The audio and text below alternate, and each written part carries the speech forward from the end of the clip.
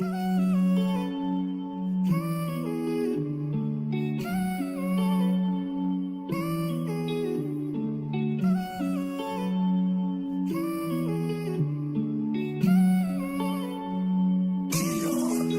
we started with nothing in humble beginnings. They wanna fuck with me now cause I'm winning. Chasing this chicken cause I'm on a mission. I'm known for get money and standing on business. Chasing this chicken, I ran up a ticket. Chasing this chicken, I ran up a ticket. Chasing this chicken, I ran up a ticket. Keep that shit coming, they know how we living. Come from the struggle, got lost in the hustle. Straight out the mud, no, I compliment couples. Chasing big bills just to keep this shit subtle. You ain't on my team if you wasn't in the huddle. Chasing this chicken, I ran up a ticket. Chasing this chicken, I ran up a ticket. Chasing this chicken, I ran up a ticket. Keep that shit coming, they know that I'm with it. I fit the description, I'm the definition. I'm what they prescribe like she seen a physician. She wanna ride cause she seen how we getting it. Big ol' booty, she my passenger princess. She like to argue, she don't like to listen. She bougie and toxic, she fine and she picky. Pretty and sedity, she get recognition. Matching nails and toes, man, she always French tip 'em. Parking lot pimpin' when we in the city. Don't ask her about twine, she twerk on the engine. She eat the dick in the car cause it's tennis. She pay me attention like she get commission. Pimpin' CEO, so I give her the business. She ride on the dick like she doing some fitness. She make the dick disappear like she magician. She like to swallow, man, she love when I finish. Having motion, man, you know I got plenty. Bitches choosing cause they know that I'm winning.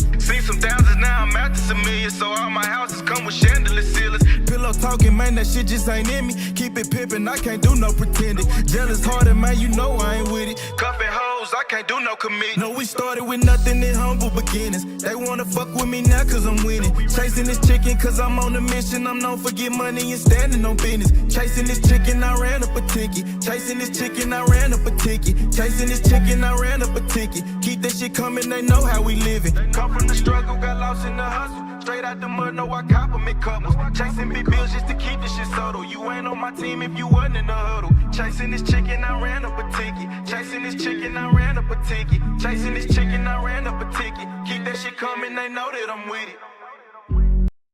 Oh, man, double tap that screen, shut alive. Are we on time tonight, chat? Double tap that screen. Let's get to 100 likes. Call your auntie, uncle, and your cousin. Tell them plug live, and he running his mouth, man. We still in intro mode, baby. I'm a saint, but I sin. I checked in the game to win. I left, she loving me again. I let her cry out the bins and they say time heal. Mine still felt like it was yesterday. How we're moving fast, probably too fast to even catch the play. Spend a night, she pack a bag, right to me, just getting gas. Coming back, I want it bad. I'ma touch it first, eat it last, it's temporary. Holly damn emotion said it's temporary. My pain deeper than the ocean. Temporary feelings mixed with temporary pleasures. All these temporary moments and these temporary treasures. Temporary circumstances to temporary measures. Temporary friends and even temporary schedules. Temporary smiles and temporary goals. Temporary women sliding on temporary poles.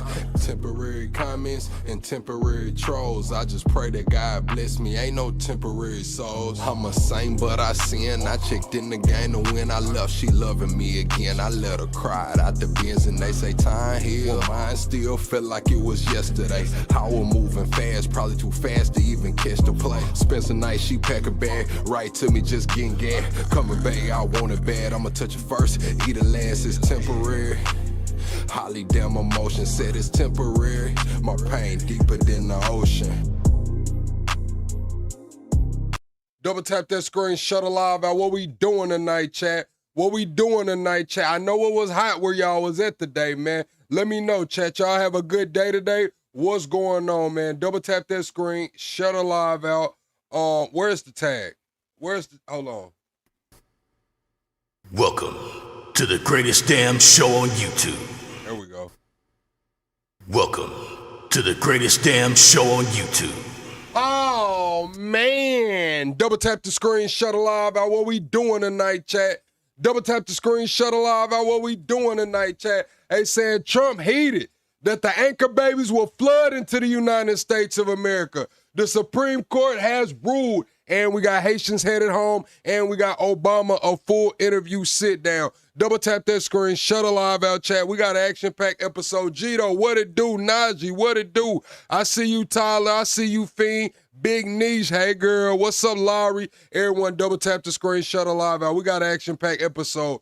We have Anna talking about the Supreme Court and how they're going to do the funding outside of the super PACs now. Also, we got J.D. Vance saying that the Supreme Court ruling was a major mistake. We got Obama sitting down with a full interview. I believe that's the one where he said he didn't care if George Washington was a slave owner. Also, we got Megyn Kelly talking about how birthright tourism could stop. Also, we have a case with two sisters, and they ended up unaliving another mother. Two sisters stabbed a woman to death. We'll get into that as well. We got a couple miscellaneous clips. Also, we have Representative Luna accusing the CIA of committing crimes against the America in the form of MK Ultra. Zoran Mamdani took some questions today. Stephen A. Smith got into it with Sean Hannity over there on Fox News, and we're going to talk about all of the Supreme Court rulings. Double tap that screen, shut a live out chat. We got an action-packed episode, man. We got an action-packed episode. This clip right here, though, is more geared towards the relationships. This guy says he's been married 9 years, and he's not getting any head anymore, man. After 9 years, his wife stopped giving him head. I don't know how long it's been. I think he said 9 years. He's been married 9 years and hasn't got head from his wife once. 9 years, no head. Let's see what he's talking about, Chad. That sounds kind of crazy to me. That sounds kind of crazy. We got our first question at the mic. What's your name? What's your question? Okay, my name is William, and before I got saved and everything, I was doing everything. But when I got saved and I got married again, I want to know why wives don't like to have oral sex. You talking about the Christian wives? Yeah. So I'm going to ask y'all, chat, at what point did you stop getting oral or did you stop giving oral? Is that a thing for women? Women who have been married or in long-term relationships. When did you stop giving oral and why did you stop giving oral? Women in long-term, and men as well. Men, why did you stop getting oral and when did it stop? At what point in the marriage do y'all just call it quits on getting head? I'm trying to figure this out. Yeah, she be reading her Bible. It's unclean now for whatever reason. Oh, Ladies, do Christian women give head? No, or I heard some mixed. I heard a lot of mixed reviews here. A whole lot of them. A whole lot of them. So right now, your main problem is you sloppy toppy list, or you don't give head. I said before I got saved, I was doing it all. But now you're not doing it. But now, say it again. No, speak to the mic. Huh? She don't want to do it. She don't want to do it now. She don't want to do it. So she don't want you to eat it neither? She like it. Okay. So you do it for her. Oh, this a one-way street. He on a one-way street. She getting all the head in the house. He's on a one-way street. She don't do it for you.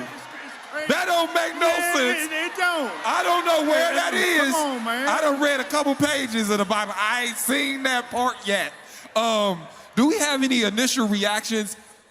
First of all, if I do you, you do me. I don't. This is your wife? I'm just gonna be honest with you, Chad. I damn near ain't trying to crack if I ain't getting no head, bro. I'm just gonna be all the way honest with you. I know kids get brought into the marriage and you gotta kind of move how you move. But listen, Chad, I damn near ain't trying to crack if I ain't getting no head, bro. It is what it is. Yeah. This is a toughie. How long y'all been married? How long y'all been married? It'll be 9 years September. See? All right, and how far along the marriage did the head stop? Exactly. When did it stop? Time. Oh no, she sold you a limited. She sold you a limited. I wanna hear from Kitty. All right, Chad, is oral a make it or break it in your relationship or marriage? Is oral a make it or break it in your relationship or marriage? Let me know. Yes or no down in the comments. Everyone double tap the screen. Let's get to 100 likes right quick. Is oral important in your relationship, man? Let me know. Because I don't think you want to do that. Because my wife, she was born in the church. She's very biblical, and she say Kid is very biblical. So I would like to hear her input on that. Hold on. I'm actually interested in this response. Is it a thing? Is that a thing? It's a thing? Really? Yeah. So I was raised Kojic, and there was a lot of things that you were not supposed to do sexually, according to the elders and stuff like that.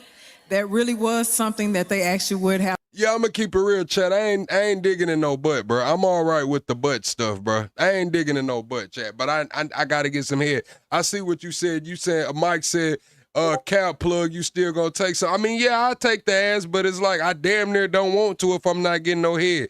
If I'm not getting no head, I damn near don't want that ass, man. I'm just gonna be honest with you. But when it comes to the butt playing shit, yeah, I ain't with none of that, bro. I'm cool on it. Have conversations about it. You're not supposed to do that because they deem it as impure. Now, those same peoples that will tell you not to do it was doing it with the women in the choir, on the committees, you know. So it is a thing.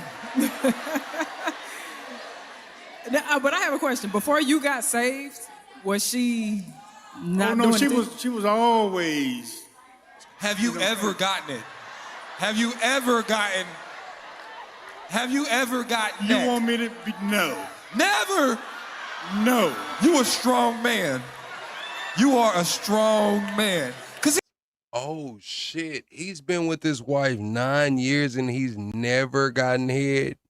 Like not for a birthday, not for Father's Day, not to bring in the damn New Year, not getting a little too drunk and watching a movie. Like 9 years, nigga. Here's the thing. Can I What's just up, say OG? something? Go ahead, Mike. What's up? She never did it? She never did it. And I have spoken to her. I said, I like doing this. Communication is important. Exactly. So, but she has never done it, ever. Damn. Not once? Damn. I mean, that's... I say try. Try. Get a lollipop. Something, you know what I'm saying? Practice on that. Something. Oh yeah, he's fed up, bro. He's fed up, bro. I'm not gonna lie, Chad. He's fed up. And the kind of OG he is, man, he might just pay for some of that head, bro. I'm just gonna be honest with you, man. I can hear it in his voice. He's fed up. Wait, hold on now. Lance. Did you guys have these conversations before you got married? Did you know this before you got married? Man, I'm not gonna say that. No, you know what I'm saying? It matters though, because it do. You signed up for this. Yeah, I know. Damn. I know. Hey, Okay, so you don't have to answer the question, but think about that though. You signed up for this. Yeah. Kira, what's up? God gives his hardest battles to his strongest soldiers. Because I don't know how the hell you made it to the altar without ever getting none. You know the thing, I think you thought that if I marry her, that will unlock the sexual side of her. Because there's something about a ring that can turn a woman into an eater. However, you have been led astray, my child. Yeah, I just don't think she likes him, bro. I think for the right guy, she gonna get that mouth up, bro. For the right guy, she gonna get some head, bro. I'll just cut it out, bro. I think she just don't want to give him head, bro. I don't think she really likes you, bro. It's 9 years later. I don't think it's in the cards for you. It's not as if she bait and switched you and was sucking all type of dick before y'all got married and then stopped cold turkey once you got saved. Nigga, you never got no head. She's never gonna do it. You will. You can't try to finesse people to be sexually comfortable with something that they've never expressed that this is something that they was gonna do. I can't wake up one day, a decade into my marriage and go, you know what, babe? I think I wanna put something in your ass. Because a man has never... Yeah, I ain't going with that shit. I'm gonna be honest with you, Chad. A woman ain't never even played with me like that. I know a lot of y'all have stories where women try to slip a finger in you or do some shit. I don't have any of those stories. I want to know what make women want to try you niggas, bro. What makes women want to try you niggas? And women, what makes you want to try a nigga, bro? Like, what makes you want to try a man that way? Never told me he was comfortable with that. So for those of us who are sexual and we look at head as just another thing, you're talking about a woman who has never sucked no dick. It's not just another thing for her. That might be just as wild as suggesting to your man, let me put something in your ass. I don't think she's ever gonna wake up one day and decide to be an eater. I'm sorry. Context question. Context question. You said that you brought it up to her that you liked that, right? Yeah. What did she say when you brought that up? Okay. Wait, I got a question. We're laughing with you. We're laughing with you. I got a you question. know how when you do something, then you Sex think don't work that way. it might come back. Yes. You know what I'm saying? Time out. Now we gotta talk about this because if I'm doing it for you, and then that. I'm just gonna be honest, Chad. He signed up for this, like they said, for better or for worse, for richer or for poor, in good health and in sickness, with good head or with no head. He signed up for this. This is crazy. Now is your turn. Ladies, you ever thought he was just trying to eat the box and that's it? That's how they be. Eaters? Eaters. You've ever had a male eater? I love them. They're my favorite. They exist. He said he liked to do it. Whether you like to eat pussy is independent of if I'm gonna suck your dick or not. You 9. Yeah, that's crazy, man. What's up, y'all? We finna move on. This next clip is a woman right here. She said that she's been dealing with this man for 3 years, I believe. What's your question? And he no longer wants to marry her. And I believe it's her weight. I think he said that she didn't lose enough weight in the 3 years that they were together. So he's not gonna marry her, Chad. And I wanna know, is that shallow? Is that low down? Do y'all think that's low down? My name is Shantae. I was dating a guy who is a man of God for 3 years. We broke up. He said he didn't want to marry me because I didn't fit his weight requirement in the 3 years we were together. I thought he was my husband. I fell in love with him. When we broke up, I blocked him 7 days. I wanted to go back. So then he blocked me for a month. It's been 3 months, no contact, and now he wants to be back in my life. When did you find out? Can I ask a contextual question before we get to it? When you say weight restriction or weight preference, he wanted you to be bigger or smaller? Smaller. Smaller, okay. Mm-hmm. I have a contextual question. When did you find out that you weren't in the weight requirement? Was that after y'all broke up or during he kept telling you that he wanted you to be smaller? Well, I made the mistake and signed an agreement that I would lose. Okay, now, she agreed to lose weight. He said, I will marry you. You are the woman I want to marry. But I have a stipulation. You have to lose weight before we get married. It's been 3 years. She hasn't dropped the weight. He says he's no longer interested in marrying her. But he was upfront in the beginning and said, hey, if we're going to do this, you got to lose weight. So now, is he low down? Is he shallow, knowing that information? Is he still shallow? Hold on. What was the agreement? Hit the like button, chat. What is these Dallas niggas on? He said agreement. Okay, hold on. Before we go further, can we talk about this agreement? So, no, we need this context real quick. This agreement, just so I can be educated. It don't have to be the specific thing, but tell me about an agreement like this. that you had to sign? The agreement was, I'm so embarrassed to say this, but I guess basically in order for him to marry me, that I would work on losing weight. So he would buy me stuff for me to lose weight, and then he would go to counseling. But prior to our relationship, he was divorced for about, I think, 2 years. He was married for 20 years. And so that was basically the agreement, that I would allow him to buy me the stuff so I can work on losing weight, which I did do things that I didn't want to do, which is I did the Ozempic. And then I almost lost my life in March of this year. Oh, shit. So, All right. That's deep as fuck. Man, shit. They trying to be cute. She talking about she damn near died trying to cut that weight, man. I'm just gonna be honest with you. She got on that Ozempic, almost lost her life because she was trying to cut weight too fast. I think it's unfortunate, like when people lay out their requirements or they lay out their expectations of us, and if we don't fit it, like we take that as a personal challenge to try to climb up there and meet it.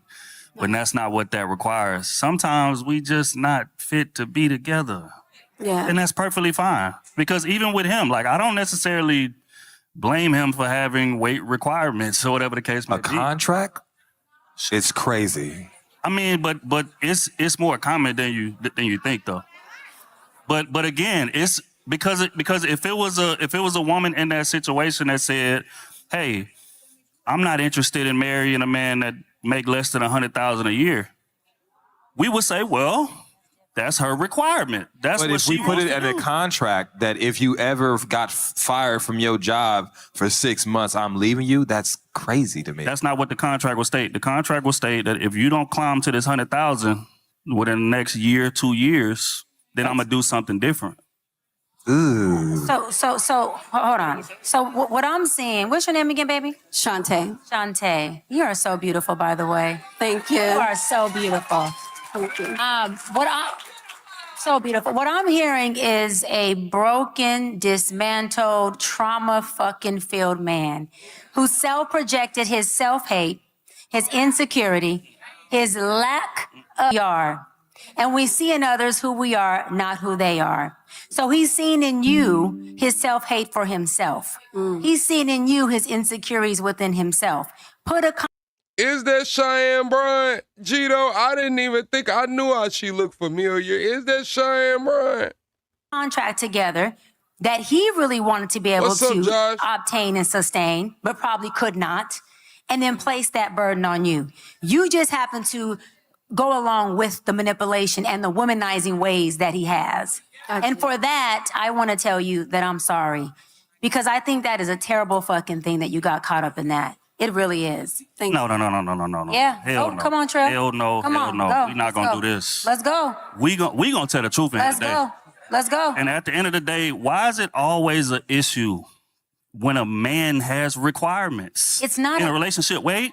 But Because he again, told me he even- wasn't attracted to me. Right. So again, going back to what I said earlier, sometimes we just not yoked for each other, and that's perfectly okay. But in terms of even just like you said, he created a contract. Sure, but she signed it. You don't have to sign the contract. Okay. If I felt that disrespected by you writing this contract and laying it in front of the table, I say get the fuck out of my face. But she signed it. Yeah. So again, we gotta address like what would warrant you to sign some shit. But I signed it. Hold on, and you got a point. Hold on. Why did she sign it? I signed it because, well, then I was 40 something. I'm 47 now. And I want to be married. And so I was in love with him. So I figured the pickings is slim. But I want to say this. Yes, she signed it. Yes, she needs to take accountability on that piece. But to your point that if you're saying that this woman is not the weight class, the body size, I'm not attracted to her, she's not conducive to my liking, why in the fuck am I dealing with her in the first place? Okay? Hey, cut all that clapping and shit out. Because what we not gonna do is act like a lot of these relationships aren't built off of fucking potential. Chill out, cut it out, man. Everybody wants to see the best version of the person that they call their partner. So cut it out, man. Cut it out. I wanted her to sign that shit. She signed that shit, man. Come on, cut it out, bro. Cut it out, bro. He had hopes. He had high hopes for her. Everything else was clicking. He just got out of a 20-year marriage. Maybe his last wife let herself go or whatever the hell happened, but he saw the potential in her. He obviously saw the discipline in her. He thought she was disciplined enough, gave her 3 years. She damn procrastinated, waited to the last minute, tried to shove some Ozempic in her system, and almost passed away. Everybody has to take accountability. That's why I asked y'all at the beginning, was he shallow? Why in the fuck am I choosing her in the first place? I have the power of choice. There are a million women in here who are smaller, bigger, no ass, BBL, and everything else. I can choose that which is conducive for me. I don't have to pour into her or project onto her some trauma that I'm dealing with to say, look, I need you to sign a contract to be a certain size. Go get that bitch who's the size you want. Let me get to see it real quick. But I really want to, I want to help you a little bit to understand because there's something very deep that's happening. She not telling the whole story. She just said that she was 47. She's felt like this guy was gonna go to therapy and shit. So we gotta take into consideration what all goes on with it. If they're gonna get on a weight loss journey, he's saying he will buy her the equipment and everything. He's going to go to therapy. They're doing lifestyle adjustments. They're making lifestyle changes. They probably agreed to work out together, or they probably agreed to eat certain things together. It's a lifestyle change. She shouldn't have signed this shit, man. She shouldn't have signed that shit, bro. She signed it because she planned on doing it. The day she signed that contract was the day she planned on losing weight. And she didn't hold herself accountable, and obviously he didn't hold her accountable until the end, until it was too late. Happening here, and when you talk about the mindset of a man, right, and this is in your relationship with him, you never want to be with a man that his big things, his big ticket items are so fickle. Okay, wait, and this is not, you can't get the woman you want being attracted to, but I'm telling you that you will see that pop up in your. See, this is the thing too. You said hold on, what did you say? You said what is sad is that 50% of people said no to the poll had birthright citizenship, but that's not the poll question. The poll question is birthright citizenship for everyone. For everyone. Relationship in so many other ways to the point that this man will make you. You said who is that girl in the corner of the video? That she at the barbecue, Gito. That's all you need to know. She at the barbecue.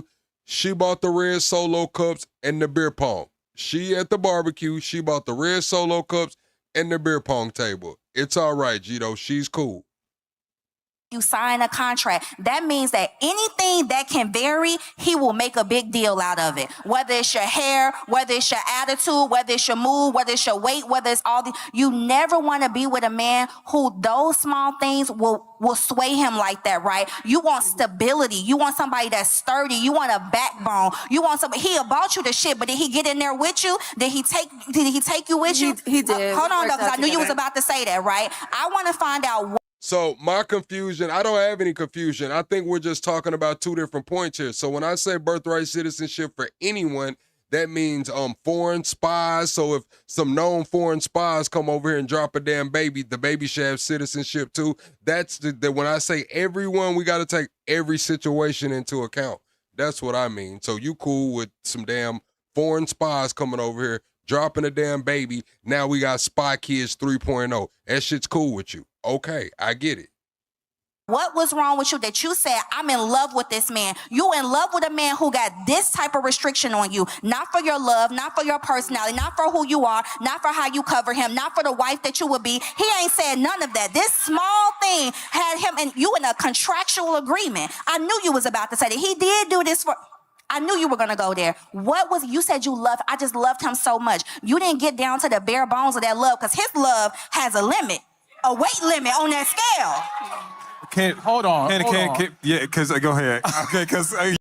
See, this is the thing, though, Carlos. You said, well, not really, because the Constitution makes distinctions for that. But you got to understand that a lot of these agencies are in competition. A lot of these agencies don't share intelligence on the scale that we would think that they would share intelligence. So who's to say that these people they're known to be foreign spies, but maybe the agency, whoever does immigration, they don't have it yet. They don't have it yet because the investigation's a little too deep. Now, shit, what's supposed to go on? You let me know. You go first. All right, let's get these people the fuck up out of here. We kind of know what happened to her. She got off the Ozempic, almost passed away because she signed a contract to be married, man. Let's get into some of the news, chat. Everyone double tap the screen. We're going to get into the news. We're going to hear what J.D. Vance has to say about this birthright citizenship. After what was a blockbuster day at the Supreme Court, and as Iran negotiations continue in Doha, who's better to check in with for a little bit of analysis and insights than Vice President J.D. Vance? Mr. Vice President, it's great to see you, the author of the new bestseller, Communion, Finding My Way Back to Faith. Mr. Vice President, thank you very much for joining us. We'll get to your book in just a moment. But I was anxious to talk to you about the Supreme Court today. First, on the birth tourism, birthright citizenship. This shit is crazy, chat. Y'all want some predictions, chat? Y'all see how J.D. Vance is dropping this book, Finding My Way Back to Faith? J.D. Vance, isn't he a Catholic? I believe he's a Catholic. The Pope Leo named this the Jubilee year. So notice all of the rhetoric about going home, returning back to the faith, clearing debts. You gotta know what's going on with this Jubilee shit. I also seen this morning, LeBron said he's not going back to the Lakers. LeBron is probably about to go back to Cleveland because we gotta remember, LeBron went to a Catholic high school. He says he's Christian. I would assume that he would be probably Catholic or had Catholic roots. And this is, again, like I said, Pope Leo named this the Jubilee year. So LeBron's probably finna go back to Cleveland. He's going home too. Everybody going home. The Haitians going home. The Syrians going home. Everybody's going home. Case. A lot of people very concerned that this will throw open the door to hundreds of thousands of more individuals who are exploiting our system here. What is the administration prepared to do to protect the country, and what can it do after this ruling? Well, one of the things we're going to have to do is just continue to enforce the border, Laura. This is a very disappointing ruling from the Supreme Court. Of course, we respect it. Why is it so low, Chad? Why is the volume so low in this video? But we also think that it was a major, major mistake, as Justices Alito and Thomas pointed out. You know, one of the things that might invite, Laura, is people to come here quite literally on a vacation, give birth, and then all of a sudden the child and their family have the full benefits of American citizenship. It's just a preposterous ruling, and the absurdity of that outcome suggests why the Supreme Court should have went the other way. Now, I know a lot of conservatives, Laura, certainly the people that I'm talking to, that you're talking to, are extremely disappointed in this. I do actually think there's a really big silver lining here. And that Yes, they did get a big silver lining. The judge ruled that what Trump executive order was not unconstitutional. So now we know that amendments can be struck down with the stroke of a pen. Executive order. That verbiage got put out there today, that what Trump did with his executive order was not unconstitutional, but it did go against federal statute that was set, I believe, in 1940s or 50s. But at the onset, his executive order was to strike that down was not unconstitutional. So we did get that today. I'm pretty sure that's some of the silver lining J.D. Vance is talking about.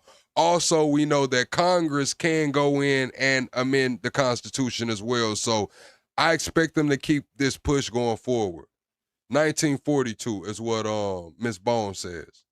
That's the simple fact that a lot of legal experts expected this case to go the wrong direction by 7-2 or even 8-1.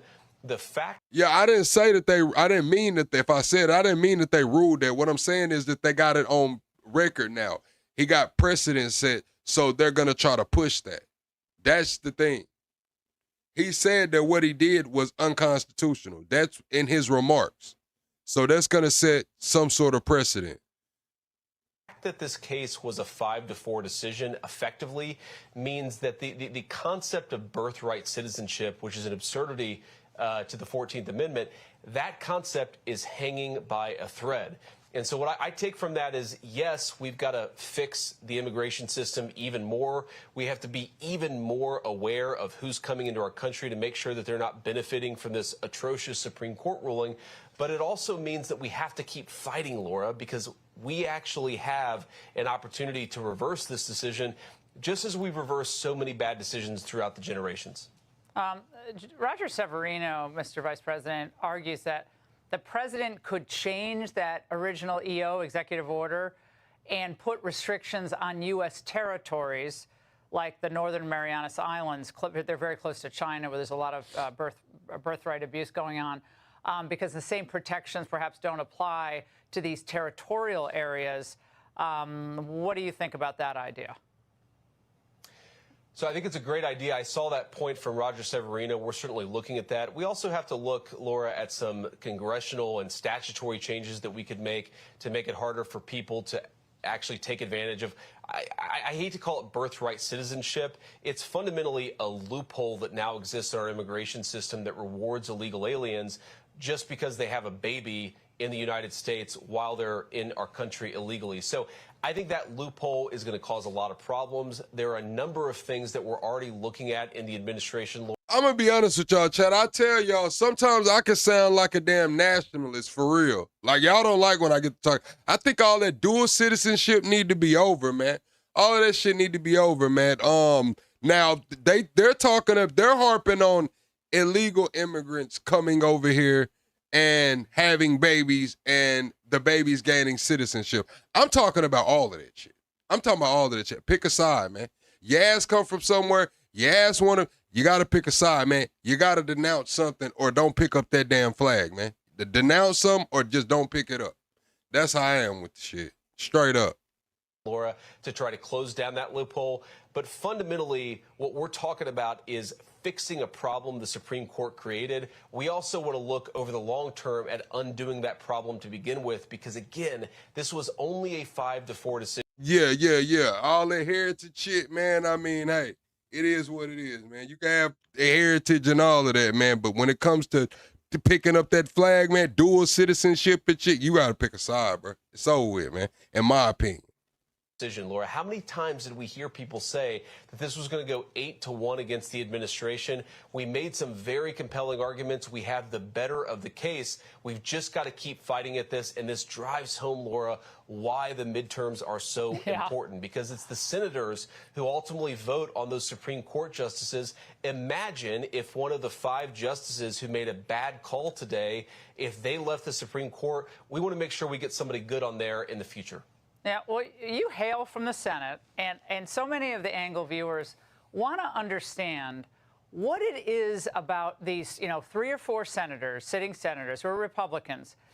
What is it about the Save America Act that they disagree with so vehemently that they will not move forward? Oh, Chad, we got to get the likes up in here. Everyone be sure to hit the like button on your way in for me. Please hit the like button on your way in. We're still 17 subscribers away from the next sub goal. We got to get the likes up, though, chat, by double tapping the screen. On legislation that its major provisions about 80% of the country favor, Mr. Vice President. And is there anything you all can do to try to bridge that gap, given how important that legislation is to protecting our elections and ultimately our citizenship?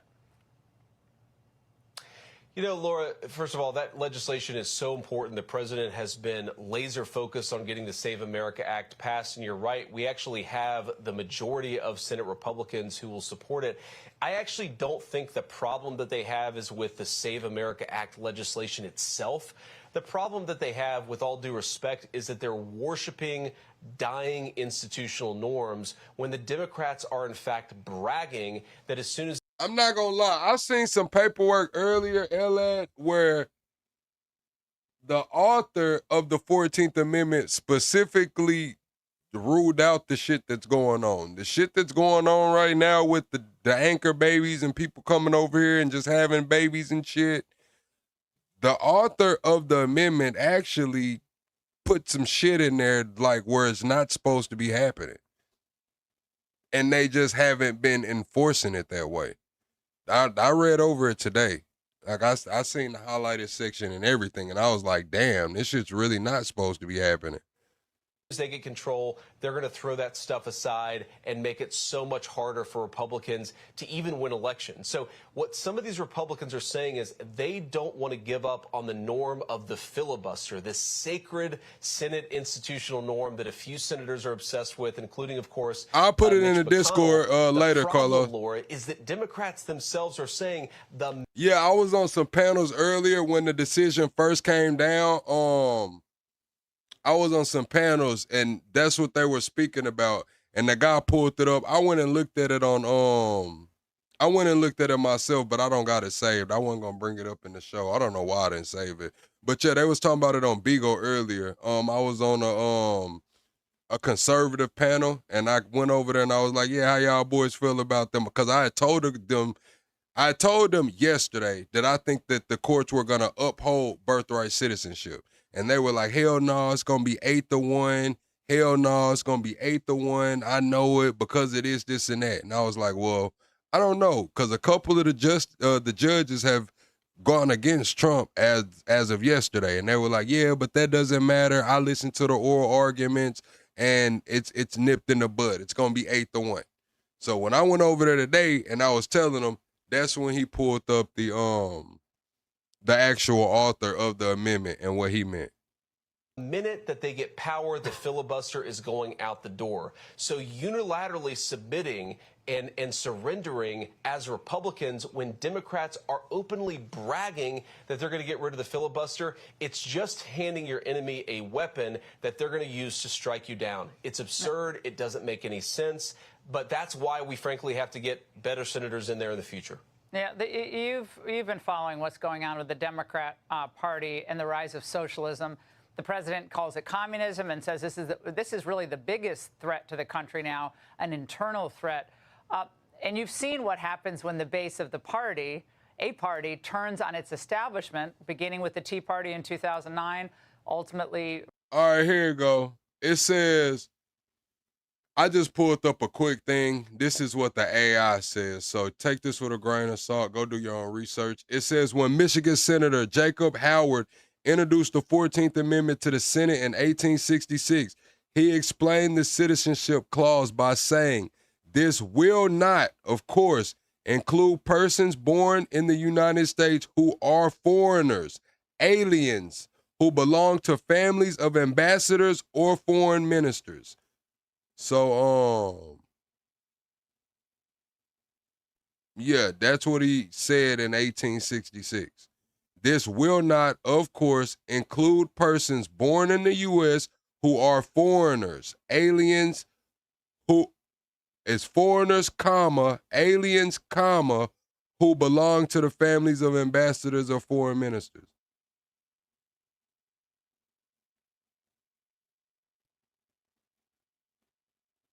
So a lot of people are saying that you can interpret it one or two ways. You could read it all together, and it could only be specifically talking about ambassadors or foreign ministers. And the way that they're trying to interpret it the other way is foreigners, aliens, and those who belong to the family of ambassadors or foreign ministers. So yeah, that's the push back and forth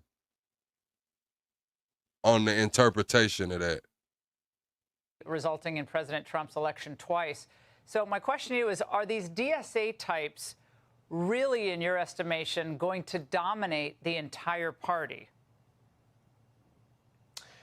I unfortunately fear that's the direction the Democrats are headed, and it is communism, Laura. This is not, this is not raising taxes a little bit, however much we might disagree with that. What's up, Delphine? What's up, Haynes? The police. This is let criminals run amok in your cities. This is flood your country with low-wage third-world immigrants, and importantly, it's confiscating wealth, not because we want to make anybody's life better, but purely out of resentment, out of an attack on the people who have that wealth to begin with.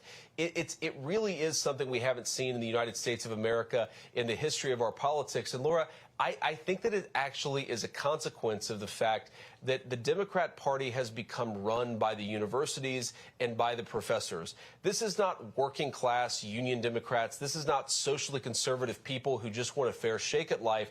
This is fundamentally a view that the United States is an evil country that must be dismantled from the ground and then built back up. That's communism at its core, and you see more and more momentum in that direction from the Democrat Party. Frankly, Laura, I would love it if Democrats were... All right, he talking about communism. We'll listen to that Mom Donnie interview in a little bit. We'll see what he's talking about.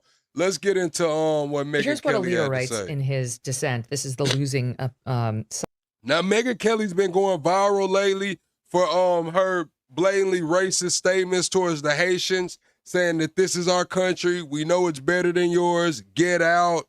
You don't want to assimilate. I'm just upset about the people in Ohio that have been dealing with this. So yeah, Megyn Kelly is back going viral for that, and I would say that she did it on purpose. Just being a streamer, looking at these people as my peers and understanding what's going on, Megyn Kelly had lost favor with her base. Megyn Kelly was losing favor with the MAGA crowd. Now, America First was fucking with her, but she was losing a lot of favor with the MAGA crowd. Her, Tucker Carlson, Candace, they were losing a lot of favor. So she finds an issue to come out and be overboard on. She goes above and beyond on the Haitians to show the MAGA crowd like, hey, I'm still Megyn Kelly. I might, be talking a little shit here and there, but I'm still Megyn Kelly. I understand what she's doing. It's crazy. Side, unfortunately. But he says, okay, this is how the majority looks at things. He says that the majority, their account of birthright citizenship is roughly as follows. After American independence, the British rule of birthright subjecthood was modified in just one way, to take account of Indians, as you point out, Mike. Man, ain't no way you ain't gonna tell me that shit ain't racist, bro. Now, Amber, I'm not gonna lie, Amber, that shit was racist. She took her fucking mask off and said what she wanted to say. Shit can be true in your perception and perspective, and the way that you relay it can be racist, man. I'm not gonna lie. Megyn Kelly talked fucking crazy to the Haitians, bro. I mean, talk crazy to the Haitians. Who lived under tribal governance, but otherwise the rule was transplanted. Megyn Kelly was losing that shit, man. Megyn Kelly was losing the MAGA base. She was coming at Trump. Motherfuckers was mad she was coming at Trump. They were just like they was calling Tucker Carlson, just like they said Candace was getting paid by the Saudis, man. They was on that same smear campaign against Megyn Kelly, and now she came out, talked fucking crazy to the Haitians, and she's back in good favor. Intact to American soil. As modified, the rule was that a child born in this country is automatically an American citizen unless the child's born to tribal Indians or to a diplomat with immunity from legal process. During the period before the Civil War, the rule's status was firm. After the war, Congress codified the rule in the 14th Amendment. And it goes on from there. Then Alito writes, every step of this story is incorrect. The Declaration of Independence repudiated the foundation on which the British rule was based. Right.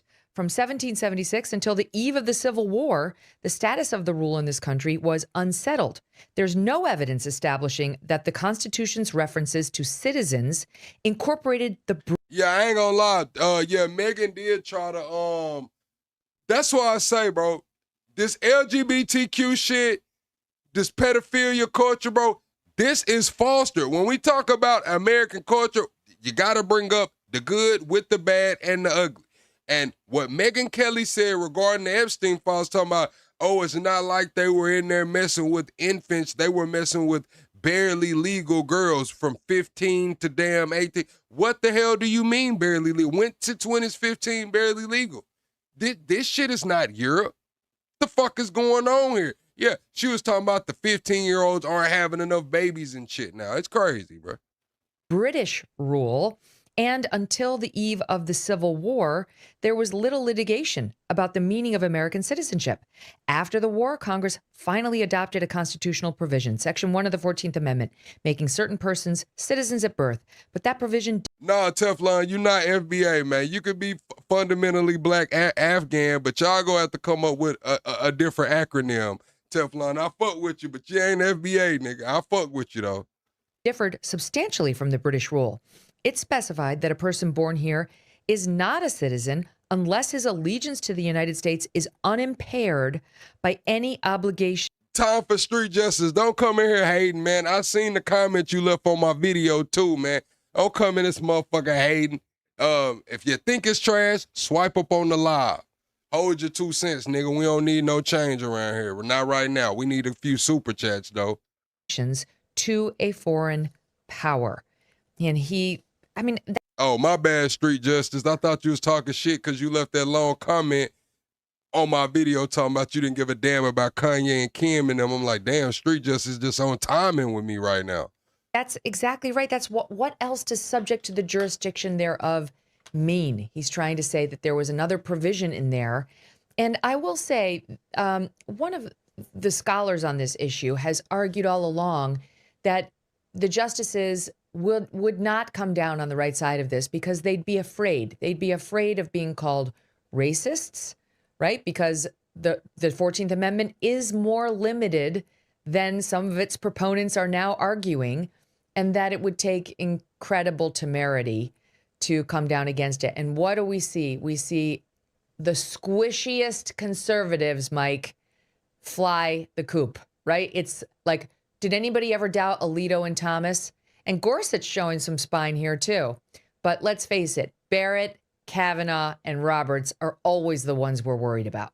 Well, I would say this. My old boss, Justice Neil Gorsuch, came out very good on all of these cases at the end of the term. So I'm very happy, proud, quietly. So yeah, they said Thomas wrote a 91-page dissent. So his whole going against this ruling that the Supreme Court made, we seen him slipping up out of Mike Johnson's office yesterday afternoon too. But they said he wrote a 91-page dissent. Relieved. I agree with you. He got Bostock wrong, but he has been rock solid on these cases. I would say this: if Clarence Thomas, who grew up in the segregated South and I'm just gonna be honest, y'all. I'm not screaming send the Haitians and the Syrians home, but if it happens, I mean, I'm not finna go hold up no damn signs and protest for them. I'm just gonna be honest with you. I'm not out here screaming send them back, but if y'all waiting on Plug to pick up a sign, shit, yeah, all right. Faced unbelievable Jim Crow discrimination, can write that the 14th Amendment applied to the children of the freed slaves, but the white liberals from Washington, like John Roberts, can't. That shows you who has maybe a more bold and fearless view of their job as a justice of the Supreme Court. They have lifetime tenure. They have pay protection for a reason. Their job is to follow the law. It's to make them less popular when they fall. Yeah, I want to hear what Patrick Bet-David has to say. Isn't he Syrian? I want to see what he has to say. Follow the law to and they follow the law, and the majority doesn't like it. It's I think with the Chief Justice and Justice Barrett, I think they're looking to become more popular. I think it's become a vanity project for them. One of my lawyer friends sent me this, and I think she is spot on. The Chief Justice thought he was writing the next he was writing the next Brown versus Board of Education decision, but he wrote the next Roe, because this Chief Justice got the law completely wrong, like they did in Roe, and constitutionalized it. So it's going to take decades to fix. Let me. That is how it feels. Can I dissent from Go a ahead, little bit? I don't think that the personal fear of being called a racist was a factor here. Why? Because look, a majority of the Supreme Court, including all the conservatives, ruled Harvard's system and North Carolina's system of race-specific affirmative action, which I have opposed as a liberal since 1970. I wrote my first law review article saying that race-specific affirmative action is unconstitutional. It took a lot of courage, not only for me back in 1970, but for these justices to fly in the face of the liberal dogma that, you can't live without race-specific affirmative action. How the fuck did that take a lot of courage for you to go against race-specific affirmative action in the 70s? He said it took a lot of courage for him to go against race-specific affirmative action in the fucking 70s when niggas was still outside in suits and holding damn newspapers, getting water hit with the water hose and shit. What are we talking about here? Action. So they have shown courage in the racial context from time to time. Look, you can argue this is the wrong decision, I think, without necessarily impugning the independence or integrity of the two swing justices that differ with you on this. So I agree with much of the conclusion, but I would stay away from trying to psychoanalyze or politicize these justices. I think they did what they thought was right. I'll say that. I'm not gonna lie. I think they took some money, man. I think I'm not gonna allegedly. I think that they allegedly it would have been a big price tag on it. I'm not gonna say I think they took some money. I'm gonna say I think that this could have been very pricey. I think there would be some foreign governments, man, that would pay that price for some shit like this. Yes, this is making the rounds on X. The author of the citizenship clause of the 14th Amendment, Senator Jacob Howard, explained during the debates that it would obviously not apply to illegal aliens or foreigners who are not loyal to the United States. It was for the children of former slaves. And here's the quote from that senator referring to that provision. Every person born within the limits of the United States and subject to their jurisdiction is, by virtue of natural law, a citizen of the United States. This will not, of course, this is the senator writing, include persons born in the U.S. who are foreigners, aliens, who belong to the families of ambassadors or foreign ministers accredited to the government of the United States, but will include every other class of persons. But there it is. This will not include persons born in the U.S. who are foreigners or aliens. I mean, I think Justice Scalia would be very. And that's what I was speaking about earlier, about the interpretation of it. So the way it's been interpreted is that is all one thing. Foreigners, aliens, born to ambassadors or foreign whatever. The way Megyn Kelly's interpreted it is separate. Foreigners, comma, aliens, comma, born to foreign nationals. So she's interpreted it as four different things. The way it's been interpreted is as one whole thing. That was what I was speaking about earlier. Very persuaded by something like that. Let me tell you why he wouldn't be. Justice Scalia says he doesn't believe in legislative history. He believes in the final words of the enactment. He says. But you're trying to figure out what subject to the jurisdiction thereof means. I know, but he wouldn't be persuaded by legislative history. He never was. He would say, that's like going through the telephone book and picking out only the companies that you want to buy from. He was a big opponent of looking at individual senators and congressmen. He might have agreed, I think maybe he would have agreed, that the clause subject to the jurisdiction thereof really does exclude people who are only in passing in the United States. I think he might very well have done that, but he wouldn't have done that by looking at the legislative history necessarily.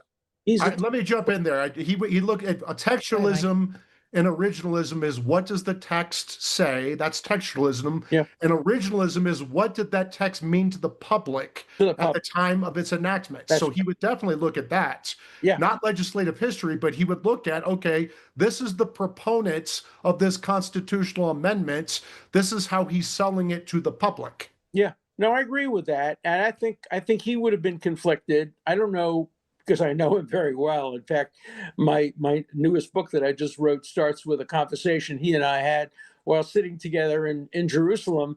And I asked him, you're the smartest guy in the world I know. Do you really think that a human being was encrypted for 3 days and then rose up and was alive? And he said, to the core of my being, Alan, I believe that. And you're so unfortunate that you can't believe anything without proof. So he and I had these arguments and these debates about originalism, constitutionalism, about religion. I love, Wait, hold that thought, Alan, because I know we get. Bro, it's like, bro, these people will find a way to kick Jesus back in no matter what. Like he just so subtly just tried to kick Jesus back in. Are y'all hearing this, bro? To have you a little longer than we get to have Mike. Oh, crazy. Who's got to go. But can I just ask you, Mike, what what next? I mean, this is it just completely futile at this point, given how hard it is to have a constitutional amendment? So the Chief Justice constitutionalized birthright citizenship like the liberals did with Roe.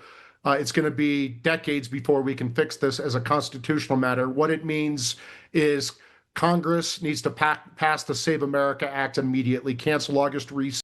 Hey, you a damn lie, Edward. You said don't worry about this USA. No one wants to be American after Trump driven this bitch to the ground. I'd still want to be American, man. What the fuck else am I going to be?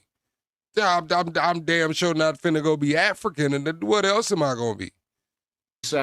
Get that to the president's desk, and the Trump administration, Mark Wayne Mullen, the others, they need to get moving and start deporting people as fast as possible, starting with birthing age women, the birthing persons, as the Democrats call it. If you're going to give birthright citizenship to illegal aliens, we're going to get these pregnant women and women who could be pregnant the hell out of our country. For the first time since World War II, our national debt has exceeded the gross domestic product.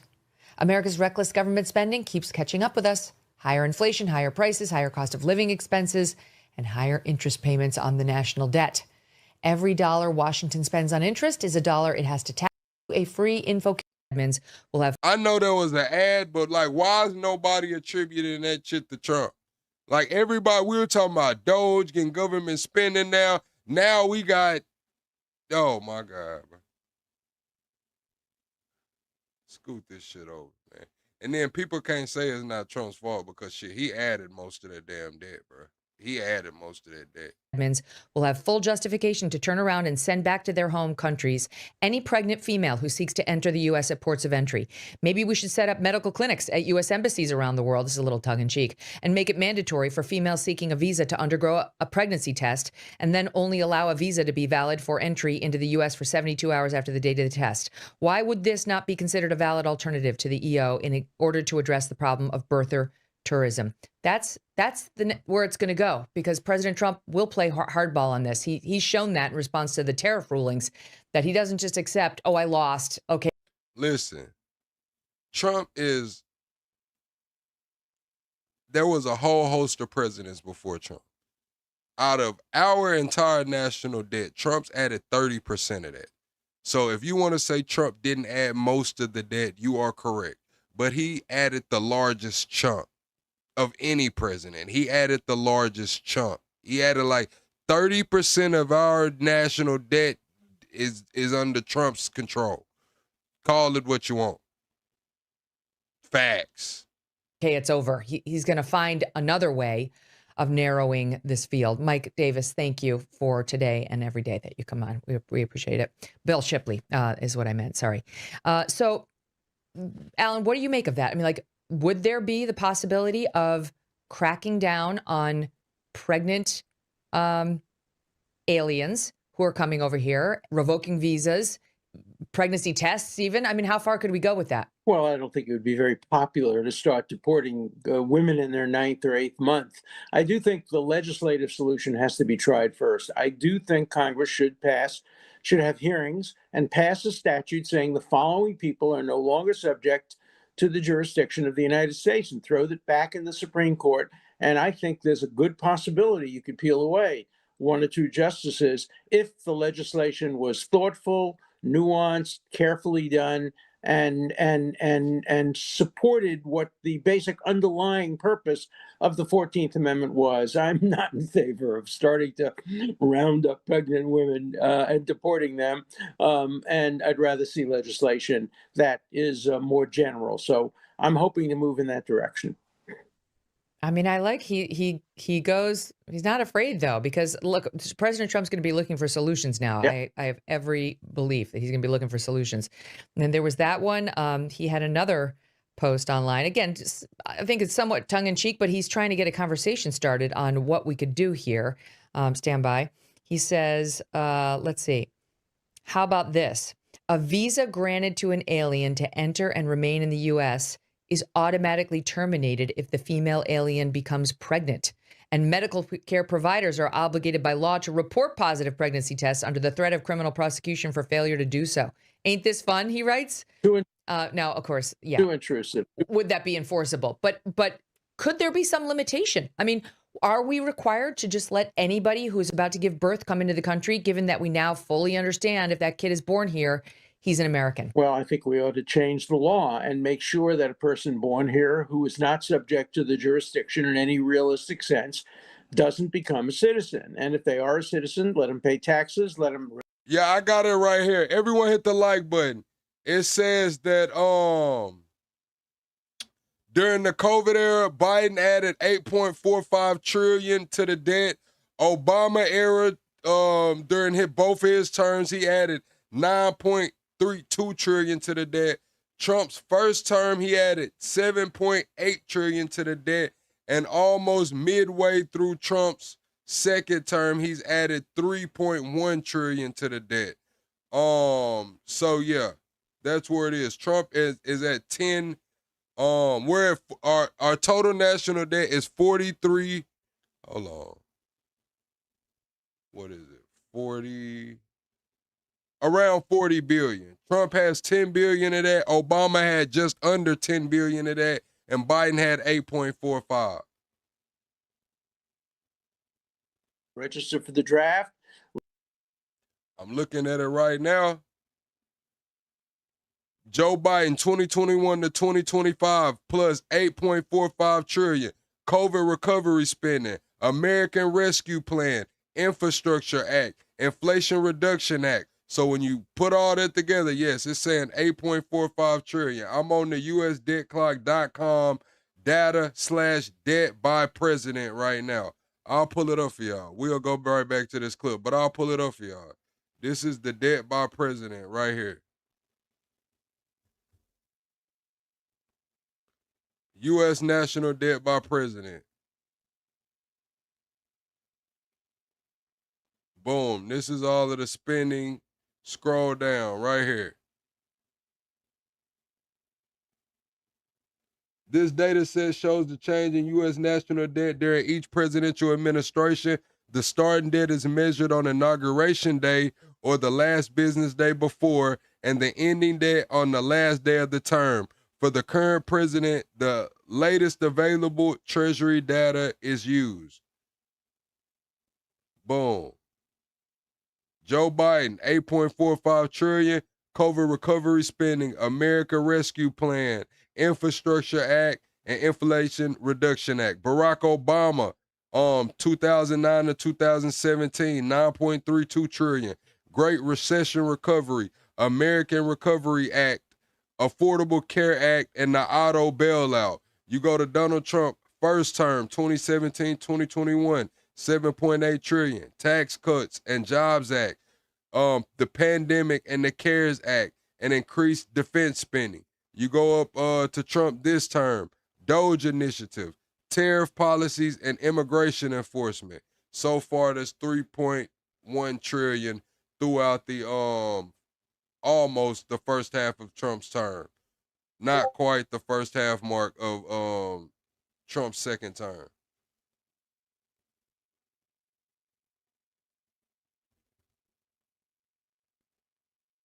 Shannon, we have...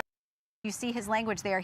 The 14th Amendment was enacted in the wake of the Civil War, quote, with the one pervading purpose of securing equal citizenship. Court has ruled against President Trump's order to limit birthright citizenship. Shannon, we have talked for some time about the president feeling that he would not win on this one. The question is, why not? Okay. Right off the bat, it says children born in the United States to parents unlawfully or temporarily present are, quote, subject to the jurisdiction of the United States and are... Everyone hit the like button on your way in, chat. That's how you support the channel for free. Double tap that screen. If you do want to support the channel, grab a membership or send a super chat through. Plugsation on Cash App, Plugsation on PayPal. Send a super chat through or grab a membership. But be sure to hit that like button on your way in. Are citizens at birth under the 14th Amendment's Citizenship Clause. Let's look how this broke down. As we expected, the Chief Justice wrote this opinion. Justices Sotomayor, Kagan, Barrett, and Jackson joined. Jackson has a concurring opinion in which Sotomayor joins. Justice Kavanaugh.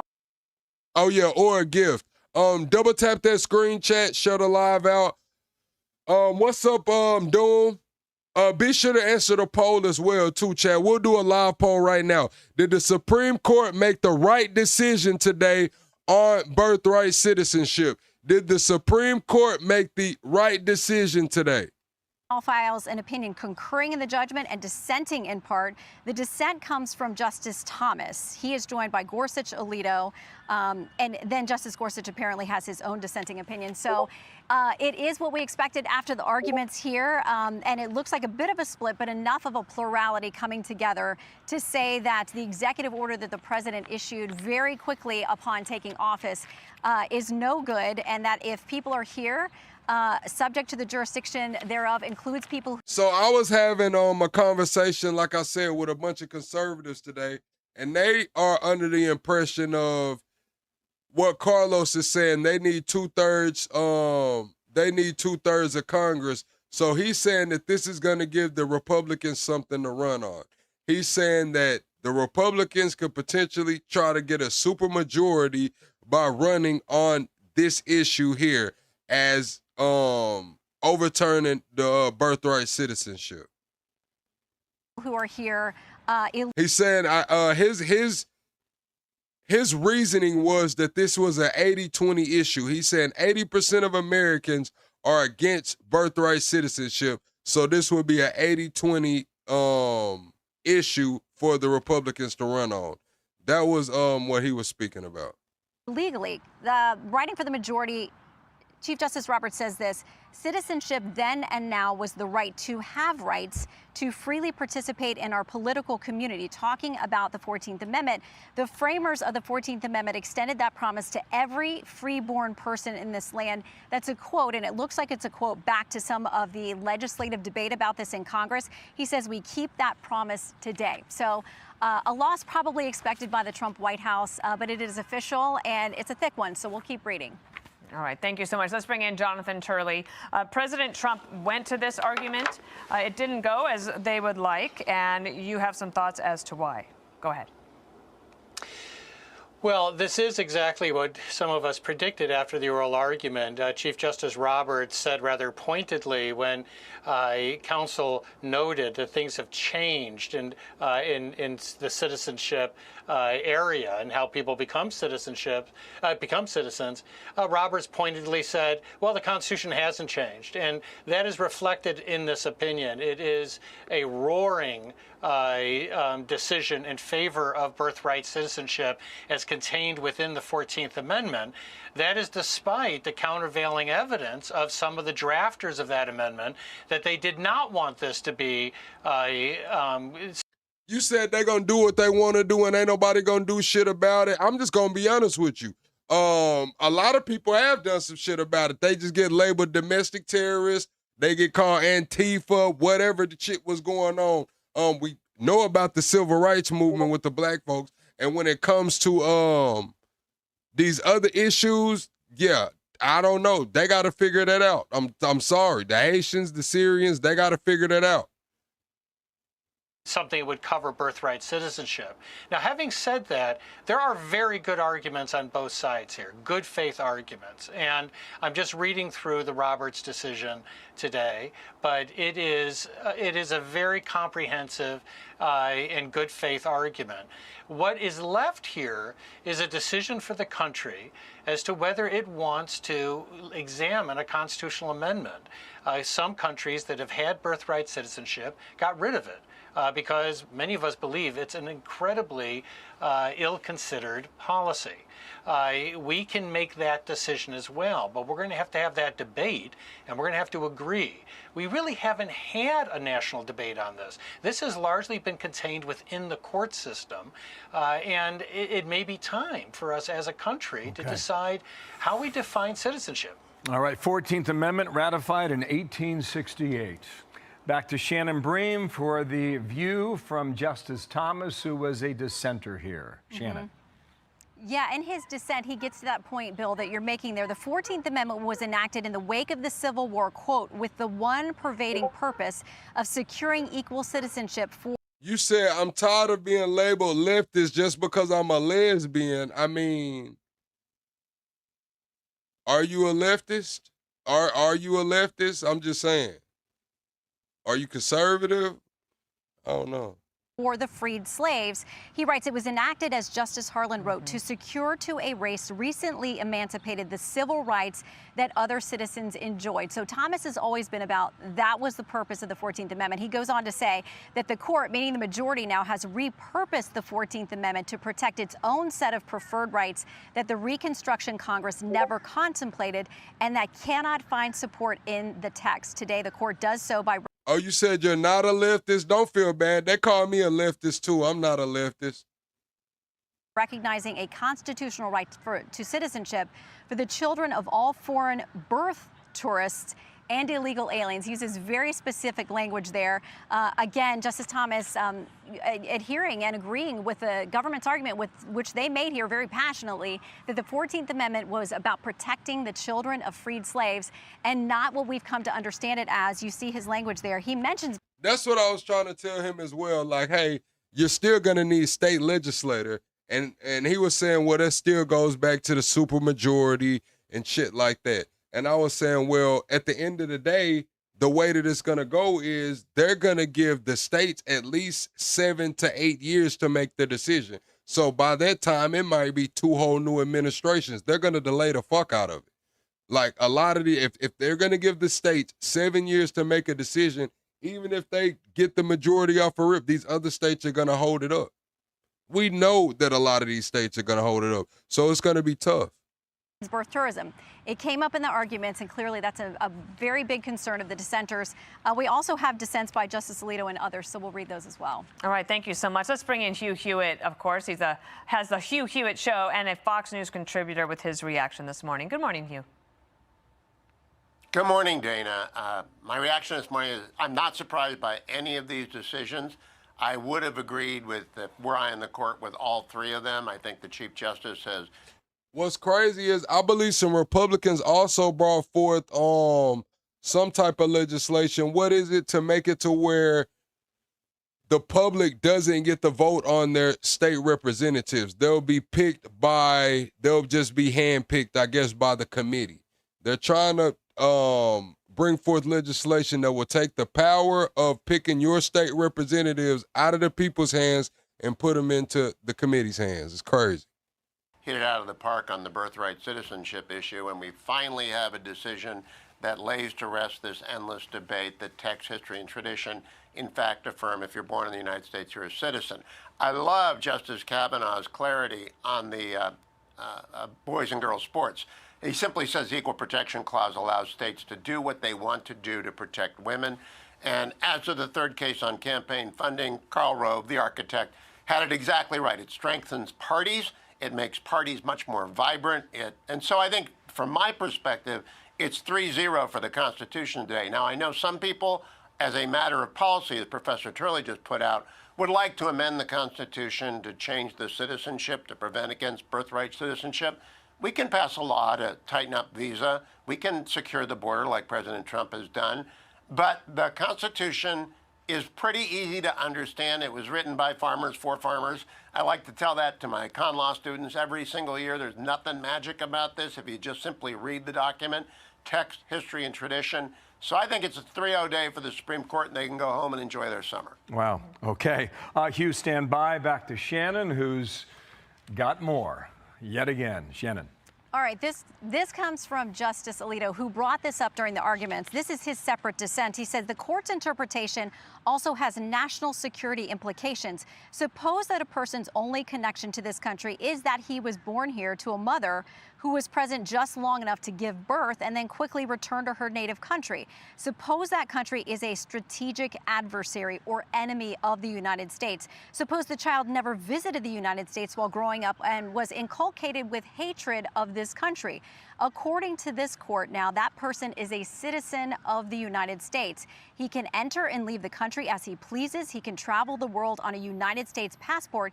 Even if he plots to harm this country, he cannot be deprived of his his status as a citizen, at least under current precedent. He goes on to say that this decision today also provides a powerful incentive to enter or remain in this country illegally.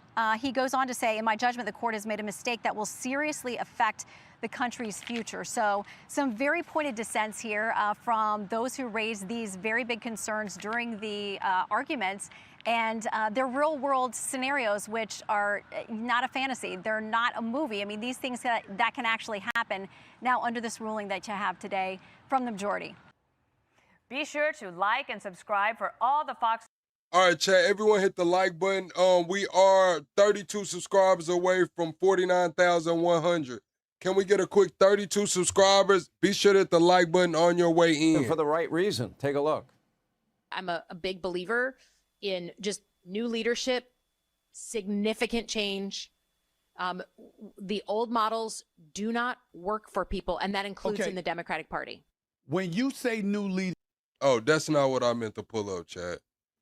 That's not what I'm trying to go over this Supreme Court shit. That's some Democratic leadership shit. We ain't even on that right now. Hold on, chat. Here it goes. Now, if you think corporate rule has been bad in this country and donors controlling our politicians has been horrific, well, I got bad news for you. It's about to get worse. The Supreme Court made a ruling that made it worse in two disastrous ways. We're going to explain. Anna. Well, if you could believe it, prior to the Supreme Court ruling, there were some restrictions, some regulations that, hindered full-blown corruption. There were some campaign finance laws, and basically what the Supreme Court ruling does is squash them. So this case is the National Republican Senatorial Committee v. Federal Election Commission, and in a 6-3 decision, the Supreme Court has now ruled that political campaigns can now coordinate with political action committees, which of course are free to receive unlimited campaign donations from wealthy, moneyed interests. Now, the ruling comes just 4 months prior to the midterms taking place, and the decision strikes down campaign finance laws that placed limits on how much a national party can spend in cooperation with individual candidates and their campaigns. So the decision, or the court found that these restrictions violate free speech. Okay, so the speech of individual Americans who aren't part of a lobbying group or aren't representing moneyed interests, that doesn't matter. But the weightier, wealthier groups and lobbyists in this country get to have more free speech than ordinary individual voters. That's how this really plays out. So the case was brought forward by the National Republican Senatorial Committee, the RNC, and 2 campaigns dating back to 2022. And those were the congressional campaigns of now Vice President J.D. Vance and then Representative Steve Chabot, who lost his re-election race. Now, the FEC under the Trump administration supported the challengers in this case, meaning that the FEC wanted to do away with the remaining campaign finance laws that we have in this country. Now, under the law struck down, parties could make unlimited independent expenditures in support of a candidate, which must be done separately from the candidate's campaign. So yeah, as of right now, I believe there's been about like $1.3 billion in spend for the midterms from mega donors. They say George Soros dropped like $130 billion to the Democrats. I believe Elon, Miriam, Adelson, and that one, damn, I forgot the other guy. They came in with the top 3 for the Republicans. But the Republicans have, I believe they're at like 830 something million. Maybe more than that. It may be a little more than that, like maybe 900 million by now. But cannot exceed limits on coordinated spending done in conjunction with a campaign. So here's the point. If you are running for public office, your campaign is limited in regard to how much an individual donor can give you. However, when it comes to a super PAC, moneyed interests can give as much money they want to a super PAC, but the two things need to be separate. You can only coordinate up to a certain amount of money. So that can include such spending as hiring a venue or fundraising consultants or paying for a candidate's travel, the Republicans said in court papers. Now, the majority opinion was written by Justice Brett Kavanaugh. Those who agreed with him, the majority included Chief Justice John Roberts, Justice Clarence Thomas, Samuel Alito, Neil Gorsuch, and Amy Coney Barrett. Of course, the dissent consisted of the three liberal justices, including Sonia Sotomayor, Elena Kagan, and Ketanji Brown Jackson. So right now, the cap on how much money parties, well, prior to this ruling, the amount or the cap on the amount that parties can spend in coordination with candidates, that dates back to the Watergate era, the Federal Election Campaign Act of 1971. Since then, it's been changed in order to keep up with inflation, but there were still limits on how much money could be spent on federal candidates and how much federal candidates can coordinate with super PACs. So prior to the ruling, the limit was still pretty big. The current limit varies based on the population of voting age in specific House or Senate elections. It can be as much as almost $4 million for Senate races and $127,000 for at-large House seats. So whatever, those regulations mean nothing now. They have been upended, destroyed, squashed by the Supreme Court. And now these super PACs can go ahead and coordinate as much as they want with individual campaigns. Yeah, so there are two more terrible consequences. So first off, people that you could only give $3,500 to a particular candidate can now give $44,000 to the RNC or the DNC, and that money can be funneled and coordinated with the campaign. So now they can give basically, nearly 15 times as much as they could before. Oh, great, because elections weren't flooded with enough corporate cash. No, right? these races were too cheap, Cenk. Too cheap. Billionaires and giant donors just didn't have enough power. So now and by the way, guys, do you have 15 times more to give to politicians? No, we don't even have the money to give to politicians, let alone 15x, but the rich do. And the good news for them is that once they bribe the politicians. Good evening from New York. I'm Chris Hayes. The Supreme Court waited until the very last day of its term, the last day of June, to drop its decision in the biggest case.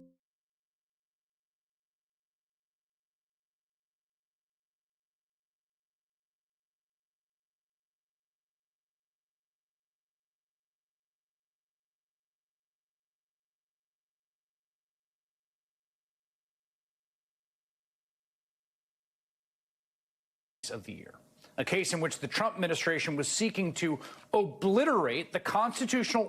Damn, my bad, chat.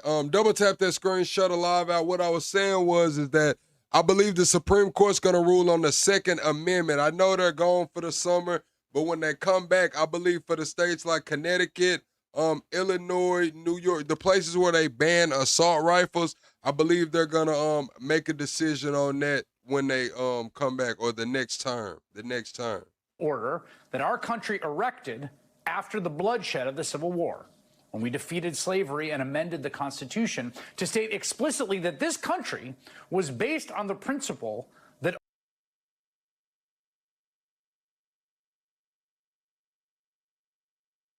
they're not trying to touch the Second Amendment. What they're trying to do is say that these states that are banning assault rifles are going against the Constitution.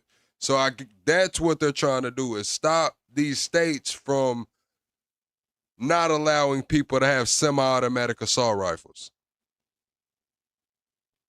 all citizens are equal before the law, and that if you are born here, you are a citizen. No ifs, ands, or buts. That vision of the country is the one that Donald Trump and Stephen Miller and the MAGA movement are fundamentally committed to destroying. Openly. They keep saying it. And they made that clear on day one, January 20th. I'm going to be honest with you. I argue with, I got to get Craig over here on the show. It's a couple guys that I know on another platform. They conservatives. I believe it'll be some good content for us to debate and just talk about these things. But I was telling Craig that I don't think Trump really cares about this immigration shit. I don't think J.D. Vance cares about it. We seen what he said in 2023. No human is illegal. I think Stephen Miller's the only one that really gives a fuck. I'm just gonna be honest. We just seen Trump out there getting the grass redone at the damn White House. He made sure that he showed the Latino community out there doing it. We know who he hires. J.D. Vance said no human is illegal just a couple years ago. I think Stephen Miller's the only one that really believes in the shit that they talking about when it comes to this. He was like, well, what if I showed you a video back from Trump in the 80s when he was talking about the immigration and the birthright citizenship then? I said, shit, it really wouldn't change my mind. I mean, hell, motherfuckers still hiring these people, man. I don't think Stephen Miller will hire and I don't think Stephen Miller will hire any immigrants. I'm just gonna be honest. If it was up to Stephen Miller, I don't think he would hire a damn immigrant. 2025, just minutes after being sworn back in as president, when Trump first signed pardons for all the insurrectionists who had tried to violently overturn a Democratic election 4 years earlier, an election in which he had, by the way, massively lost among non-white voters. And then right after he signed those pardons, Trump signed an order claiming that some natural-born U.S. citizens shouldn't be citizens. This next order relates to the definition of birthright citizenship under the 14th Amendment of the United States. That's a good one. Birthright. That's a big one. What about that one in the court? That one is likely to be challenged. Could be. We think we have good grounds, but you could be right. I mean, you'll find out. And then this is what I like to do. You see the trolls. Somebody said, bro reads 5 words per minute, and they claim to be inventors. Call in. Call in. Let's see how well you articulate. Let's see how well you control the crowd. Let's have a conversation. Call in. What's your name? Let me see. Let's see. He wants some attention. Let's give him some attention. Brian. Brian 600. Oh, you from 600. Brian 600. Call in, man. Well, today, Trump found out, as the Supreme Court ruled, that Trump's attempts to undo birthright citizenship are unconstitutional. A 5-4 decision on that question, in which all 3 liberal justices joined conservatives, Amy Coney Barrett and Chief Justice John Roberts. Writing for the majority, Roberts stated the 14th Amendment clearly means what it says. Quote, citizenship then and now was the right to have rights, to freely participate in our political community. The framers of the 14th Amendment extended that promise to every freeborn person in this land. We keep that promise today. That was always what the court should have said to the Trump administration.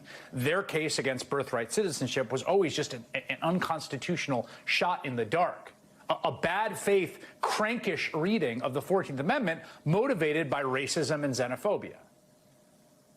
See, I knew Brian wasn't gonna call in. Brian's not gonna call in. Only time Brian talks on some shit like this is in the chat or when he has a headset on, eating Cheetos and shit, twiddling his toes at the crib. Like, it's people like Brian who just want to fall off in the spot, get their little rocks off. Bro reads 5 words per minute and they're inventing. I wasn't even reading at the time. I was actually giving some monologue. That's how you know he just wanted to be seen. Nobody sees him in his real life. He walks through Target. No girls look at him. The lady that at the checkout when you're getting ready to walk out of the store, she don't even say shit to him. And it's her fucking job to speak to everybody. That's the kind of people that come in here doing that.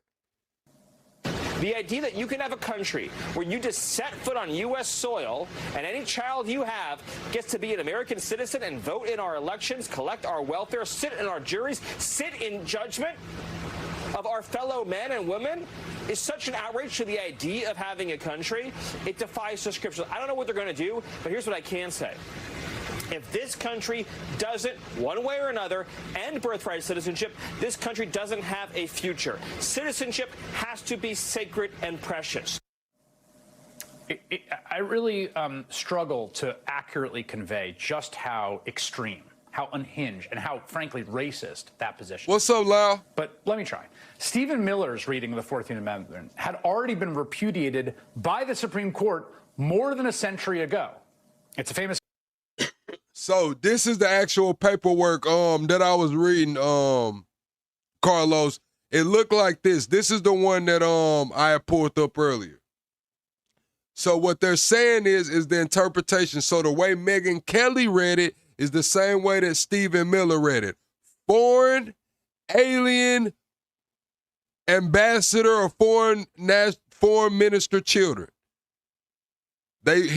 Stephen Miller and Megyn Kelly are reading them as four separate things.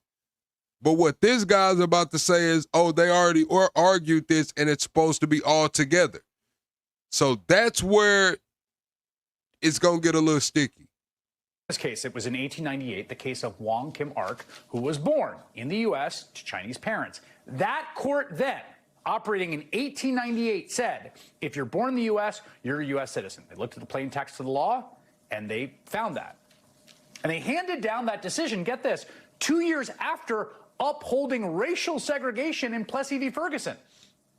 Those justices, the ones who enshrined Jim Crow in the laws of the United States, they cemented separate but equal. But even they upheld birthright citizenship in a 6-2 vote because the language of the 14th was plain as day. That is how racist Stephen Miller and Donald Trump's argument is. It is more racist than a racist reactionary court. The infamous Plessy court was almost 130 years ago. And then I'm going to be real. Like, when it comes to immigrants, like, I think Trump will crack a Latino, man. I think Trump will crack a Latino, Dominican, a Haitian. I don't think Stephen Miller's fucking around. I'm just going to be honest with you. I don't think Stephen Miller is going to dip his toes in anything but white water. I'm just going to be honest with you. I think Trump might fuck around, but Stephen Miller, I don't see it, bro. Think about that. And the other thing is, there hasn't been any real legal or historical shift away from birthright citizenship since then. There were a few, again, anti-immigrant cranks on the right, which you'll always find, right, turning out diatribes against anchor babies. But didn't matter. Naturally, Donald Trump courted them. And then last year, remember, he finds himself back in office, and he's got his hand-picked 6-3 Supreme Court majority, where 3 of the justices were the ones that he elevated. And so he went to work pressuring them to reimagine the Constitution. In fact, to rewrite it, to essentially amend the Constitution by fiat in collusion with him and 5 votes. Remember that he even went to oral arguments to physically intimidate them, to glower at them. It was a first for a sitting president. Now, it didn't quite work. He lost today. I'm not going to lie, Chad. Stephen Miller looked like one of those, Chad. And when I say one of those, y'all know what I mean. One of those kids you need to quit picking on at school before shit gets serious. That Stephen Miller looks like one of those, man. Like he might come through in a damn trench coat and get busy, bro. I ain't gonna lie, dude looks like one of those. We all, as Americans, won. The court still did the right thing, but barely.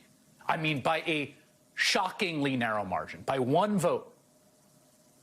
In 1898, the margin was 4 votes.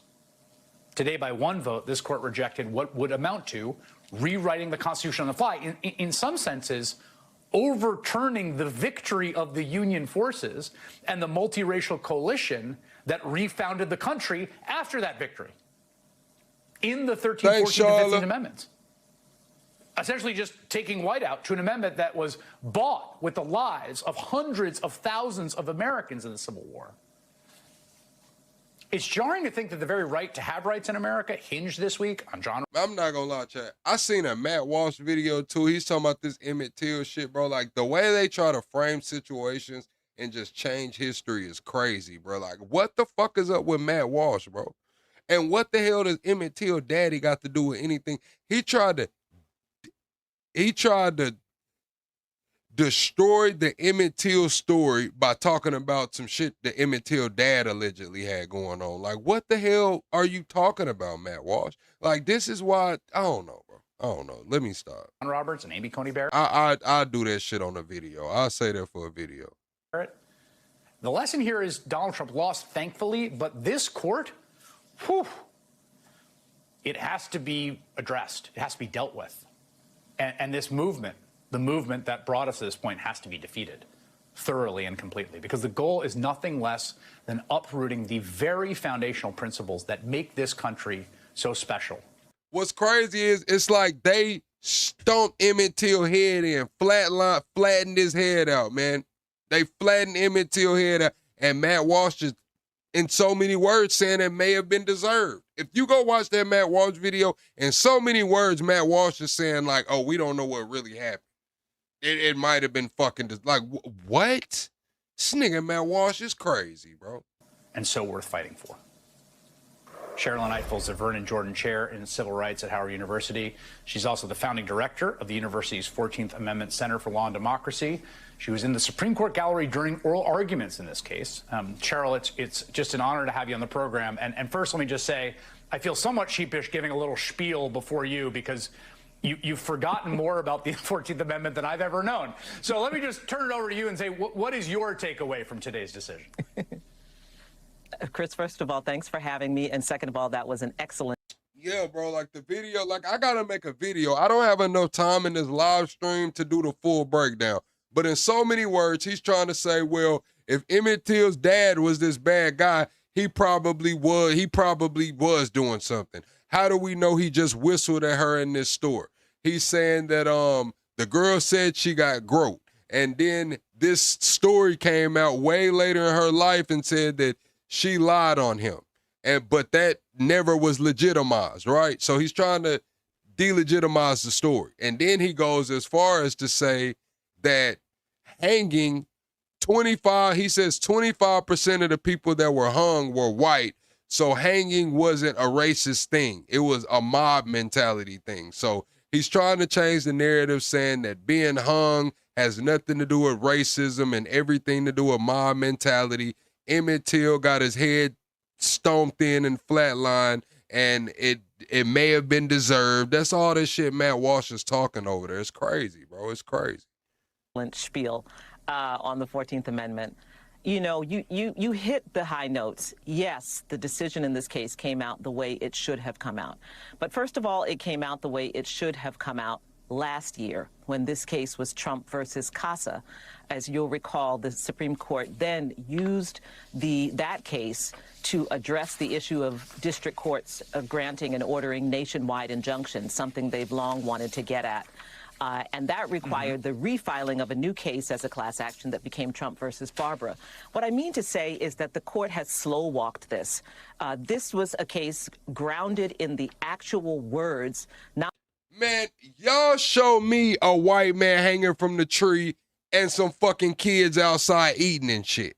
Y'all show me where they gathered around in the middle of the fucking town, had a white man hanging from the tree, and everybody was just carrying on with the fucking food trucks and eating shish kebabs and shit. Y'all show me that shit. I don't want to hear it, bro. That's crazy, man. That shit is crazy, bro. Cut it out. Cut it out. Not the penumbra, nothing that they had to interpret the actual words of the 14th Amendment, and an over 100-year-old precedent by the court itself, which, as you pointed out, has never been broken or undermined in any way. And they took this long. This is not just the court deliberating and going back and forth and taking this long. This is the court allowing space to develop. And then here goes somebody like Wesley talking about all over the world hangings happen. I don't give a fuck about what happened all over the world. I'm FBA, nigga. What the fuck is wrong with you? I don't give a fuck about what happened all over. We talking about America, nigga.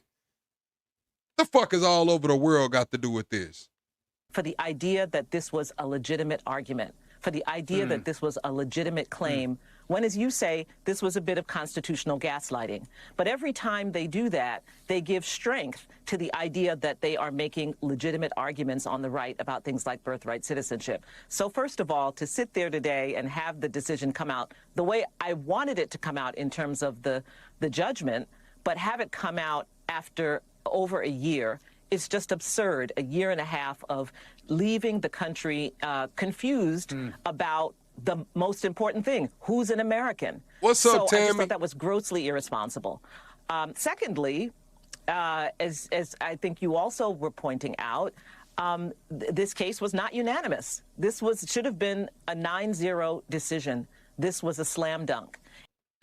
So the panel I was on yesterday, they were saying it was going to be an 8-1 decision to overturn the birthright citizenship.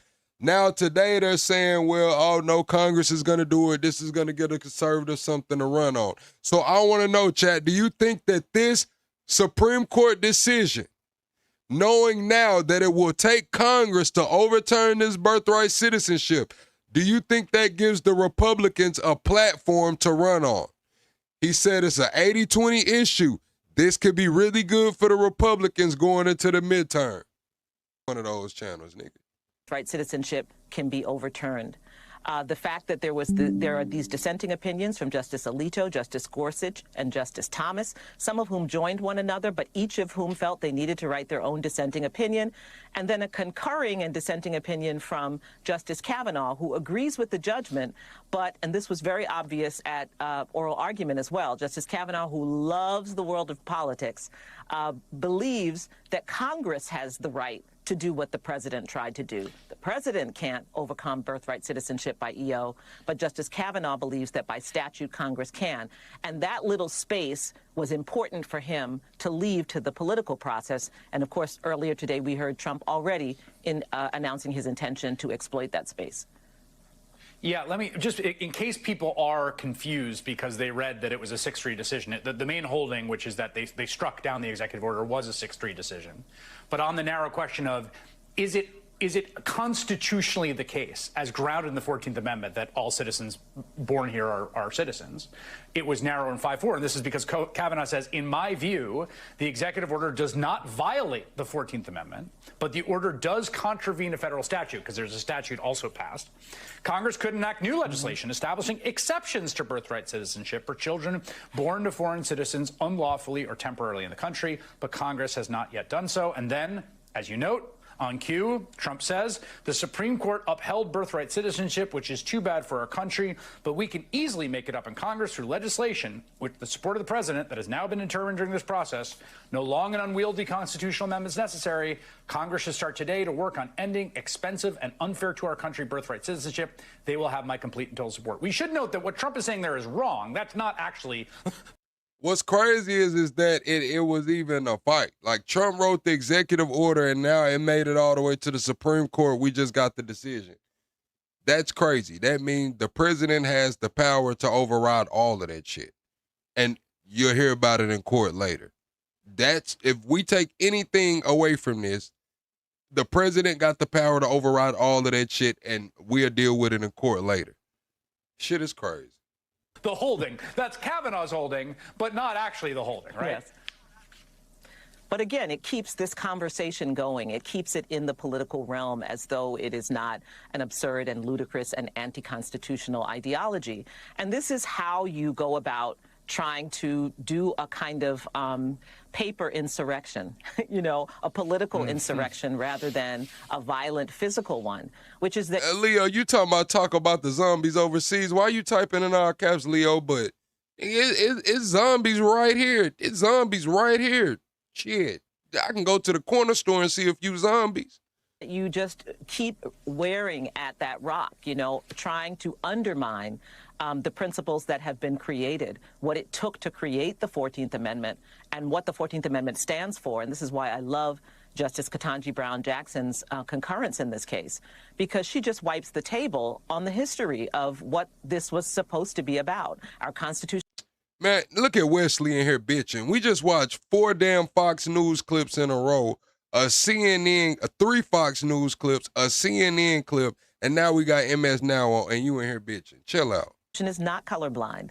The framers of the 14th Amendment were involved in a very race-conscious project, and that project was to remove caste and subordination from who could be an American and who could be a first-class citizen. So it's important that she goes into that history. I love that she cited in one of her footnotes the brief that I wrote along with Professor Guy Uriel Charles at Harvard Law School, aided by our students, but that she really goes into the history to make clear this was never a race-free, a colorblind project. They were very intentional about creating a multiracial democracy.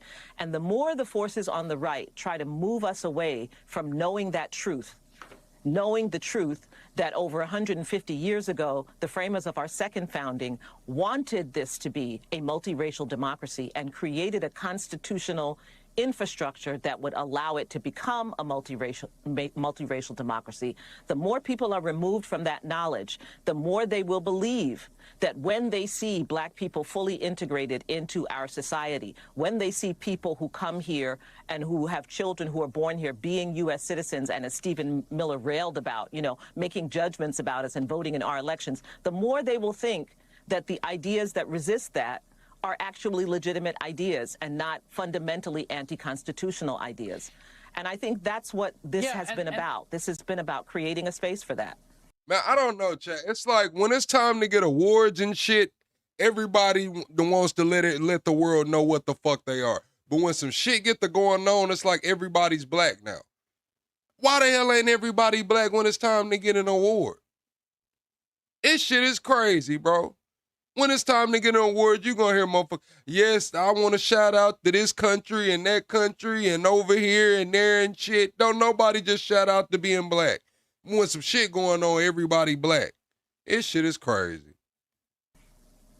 And just to, to take a step back, too, I mean, again, we're in the sort of text of the Constitution, and I was going to read a portion of the debate in 1866 where someone says, well, what about the gypsies that are invading Pennsylvania? They say, well, the only invaders I know in Pennsylvania were the Confederate Army, and we're trying to prevent that from happening again. Yes. So, again, they knew. Like, what about the Chinese in California? Yes. They also had their prejudices. Right. Exactly, but to just take a step back here, it's like it's so striking to me, and this is not a novel insight, but like the thing that I cherish the most about this country, that I think is so beautiful, is the thing they hate the most. I mean, for me, it's like this principle, whoever you are, we're all equal, and that this is enshrined, and that we've created a republic, we founded kind of a second republic based on that. After the bloodshed of the Civil War, and that's the thing that they hate the most, and that they've got haters on the Supreme Court. I mean, if you read that Alito dissent, like, he hates that principle. Yeah, but that's fundamentally all right, Chad, oh, no, they talking about that Alito. Listen to what Alito said. To me, listening to Stephen Miller today, it was hearing someone who wants to be in another country. There are many countries, the old countries of Europe, from which his family and many others in the cabinet came, were countries like that, were countries where you were German because your father was German, or Polish because your father was Polish. That's not. See, that's the thing, too, and when it comes to a lot of you white Americans, like, y'all know the damn village that your people came from, damn, in Europe. But y'all got a lot of that heritage and pride and shit from over there, too. See, that's one thing about FBA. It's America on FBA. It ain't none of that other shit. I don't have any people from nowhere else, man. It is what it is. So a lot of y'all got that shit too. How y'all looking at the damn Mexicans and the Salvadorians and the Haitians and shit. When it come time, y'all be like that shit too. When St. Patrick's Day come around, the Irish popping the fuck out. You Irish that day, you ain't white no more. When you come on now, don't do that. Don't do that in here.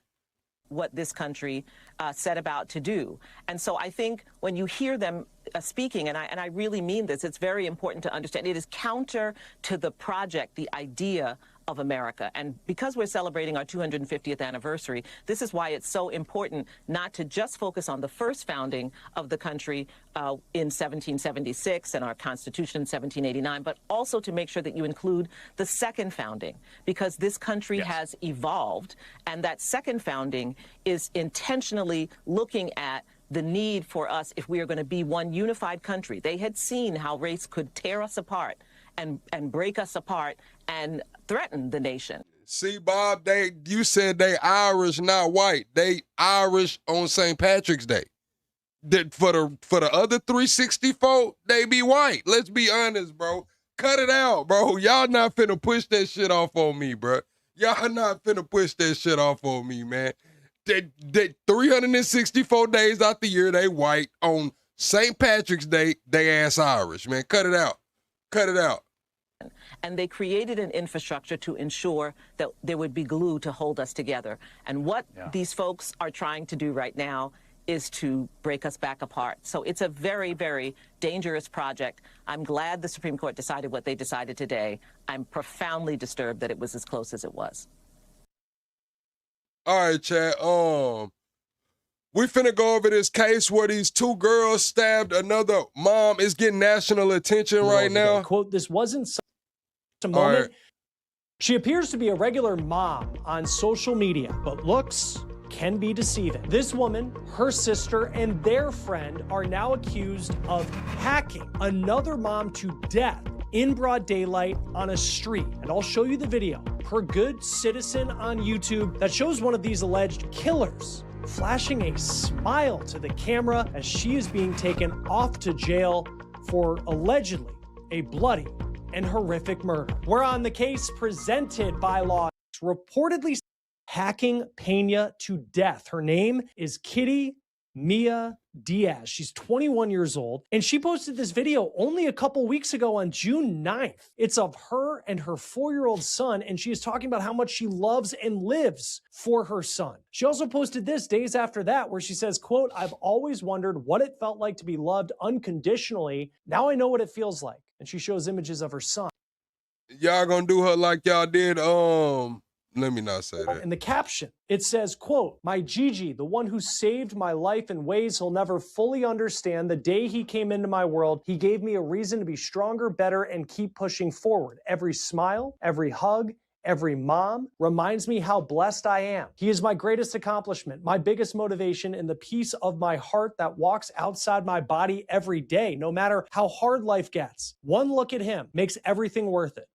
I love you more than words could ever explain. My sweet baby boy, my Gigi, thank you for saving me, giving me purpose, and showing me a love so pure and unconditional. You will always be my greatest blessing. End quote. And you hear that, and you just wonder how in the world is the person that you see on that TikTok, the same person in the mugshot, now being held for a brutal murder. And here she is alongside her sister and their friend. Now, Kitty Diaz's sister goes by Cookie. Yeah, I'm going to just say it, Chad. They was probably on that powder. I'm just going to say it. Were they in Texas, man? I'm just going to say it, bro.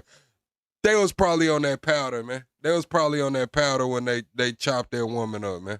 Diaz. Officially, her name is Amaya Cookie Diaz. She is 19, so she's the younger sister. And then their friend who's also arrested in this case is Keandra Renee Faz. She's 21. So I'm laying out who they are before we get to the details of what allegedly happened, because you just find it so hard to believe that they would be accused of this crime, and one as horrific as police say took place in Del Rio, Texas last week. Now, Del Rio, it's a border town, and if you have heard of... Yeah, they in Del Rio, they on the border in Texas. Oh, yeah, they had that powder, man. It was some shit going on. I'm going to say this. They, in Texas, on the border, all Latino women, it was some shit going on. It was some shit going on. It was some shit going on. Before, that's probably because of immigration news. Police say last week on Thursday, they received a call at 2:10 in the afternoon, and it was because they needed to get to a local hospital. A stabbing victim had arrived, and when officers responded, that is when they found Caro Pena. And she had been stabbed multiple times, and her injuries were so severe that she had to be sent to San Antonio for treatment to try and save her life. So as she is going to San Antonio, police begin investigating this case and trying to figure out what happened. And police say they determined that Pena had been allegedly stabbed on the 800 block of 10th Street in Del Rio. We put that into Google Earth. Here's the image that came out. Just gives you kind of an idea of the type of street where this crime allegedly took place. Pena's friends tell KENS5 television that there were images circulating on social media, they were going viral locally, showing Pena allegedly in this altercation with her attackers. They say the picture showed a blood-stained pink shirt, and she was surrounded by 3 women. Now, those images, we haven't been able to see them because they have been taken down from social media. But within 2 hours of Pena arriving at that hospital and police being called in to investigate, and it's unclear how Pena got to the hospital. They jumped her, beat her, stabbed her up, and recorded it. It's crazy, bro. This new generation of super thugs is crazy, bro. The YNs from all races are crazy, bro. I'm just gonna be honest with you. That under 23 crowd is wilding, bro. Police made arrests in this case. They arrested Kitty and Cookie Diaz. There's a YouTube account titled Good Citizen in Del Rio, and they captured video of their arrest. This is Kitty Diaz being put into the cruiser. Smiling and shit. And there is Cookie Diaz smiling. She even makes a... Yeah, she not wrapped too tight, chat. She ain't got it all. Like I tell y'all, she's probably on her last fucking marble. She's probably on her last marble. She just stabbed this girl up. They recorded it. Now she's getting picked up, knowing she's not about to get out of jail ever. She's smiling and laughing and shit. Yeah, that bitch is on her last marble, bro. She's on her last marble. A comment to the camera. This was around 4 in the afternoon. Carl Pena. It could be some gang shit. It could be something was going on. About 5 hours later, lost her life. She died around 9 in San Antonio. So this is the third person who has been arrested, allegedly a friend of Cookie and Kitty. Her name is Keandra Faz. Police have been tight-lipped about this case to this point. They're not giving us much more than what I have been able to tell you. We don't know at this point what sparked the confrontation between Pena and her alleged attackers, if she knew them before the alleged attack. Police have yet to give any sort of possible motive in this case. It is also shocking that this case took place in the middle of the day and where it took place in the middle of the day. Quote, this wasn't something that happened in a back alley. This happened at the corner near Sonic on one of our busiest roads in broad daylight. That was one of Pena's friends talking to KENS television. Now, according to Fox News, police say that Pena had been stabbed twice in the back and a third time in the stomach. It is unclear which girl allegedly did the stabbing and if only one of them had a weapon. According to Fox News, the 3 suspects are currently... Listen, chat, y'all know I lived in Texas. And when I was there, the stabbing that y'all are talking about, not the Carmelo Anthony Austin Metcalf stabbing, the other stabbing, the Bell County stabbing, I was around the Austin area when that shit happened. And when I shit you not, chat, I used to be riding, like taking my kids to the park and shit, like to play. And you would see teenage girls with big ass fucking blades just walking around. Like after the incident happened, you would just see girls like, I guess, getting off the bus or going home from school, and they would have blades, like fucking kitchen knives, bro. Just standing on the corner with damn kitchen knives, bro. Walking home with a kitchen knife, walking their friends home with a kitchen knife. Shit was crazy, bro. At a correctional facility in Del Rio. Police say they are still gathering evidence. More charges are pending, and they're, quote, trying to determine the full circumstances surrounding this incident. Now, we spoke to the local clerk, and they told us that the suspects at this point, they don't have court dates yet because they haven't been indicted, and that will come from the DA. There's no word yet on a timeline there. Another friend of Pena's told Fox News this about that image allegedly. And the first time I seen it, chat, it messed me up. I said, man, dude, that little girl got a knife? And I was at a stop sign, and it was big, and she wasn't hiding it. That was what surprised me the most. Like, damn, she's not even trying to conceal this big ass knife. Like, she got it on her. Got it on her. Circulating online showing this altercation between Pena and her alleged attackers. Quote, that girl, she was a fighter. She was still standing her ground. This friend also posted this on Facebook saying that. All right, Chad, let's move on from that, man. We'll cover that story, see what's going on with it later, man. Let's get into Mom Dunny Texas. Good morning, everyone. I would like to start by thanking Speaker Menon. Every budget that follows will build on the principles established here. Honest budgeting, fiscal discipline, transparent government, and an unwavering belief that working people deserve a city hall that delivers for them every single day. We will return to this budget as a reminder of how much more is made possible when we shake off the shackles of the status quo and pursue the transformative change that New Yorkers deserve. That means finding efficiencies, it means cutting waste, and it means taxing the rich. We will return to this budget when we are told, as we so often are. I'm not gonna lie, the way he's speaking, it's like he got a teleprompter up there, man. Where's the damn teleprompter, Mom Donnie? that we must budget with austerity rather than ambition. And we will return to this budget as a model of how to invest in our city, how to place working people at the heart of our political decisions, and how to govern with an enduring commitment to fiscal health and fiscal responsibility. Man, Thank you. I'm trying to hear Mom Dunny And this program, why did this come to the... Here you go. Can you explain the rationale for that? Yes. So I've been talking to all agency heads about ways to find savings, and Commissioner Tisch and I were able to identify ways to keep. So do y'all think Mom Dunny is gonna be able to? He already emptied the city's emergency funds to get him out of that deficit. Do y'all think that this will be a successful venture for Mom Dunny in New York City? He emptied out the emergency funds to help clear the city's debt. The NYPD headcount at the originally authorized 35,000, while also meeting all of our crime-fighting needs and implementing the new programs that were announced earlier this year. Thank you. We're going to go to Kelly from New York One and then Melissa Russo. Hi, how are you? Hi, Kelly. I wanted to ask you, what's been holding up the budget from what I'm hearing has been the City FEPS fight. You on the campaign promised to expand this program. Why did this come to the final moment if this has been a priority for members of the Progressive Caucus who are supposedly your allies? Why did it have to come to the 11th or 12th hour? I'm proud that the Speaker and I and all of our teams were able to come to an agreement that, as the Speaker said, is a win for all New Yorkers. And I've been clear about my support for this program, my support for the intent of delivering for the neediest New Yorkers. And what we announced today is a $175 million investment into helping those very New Yorkers stay in their homes.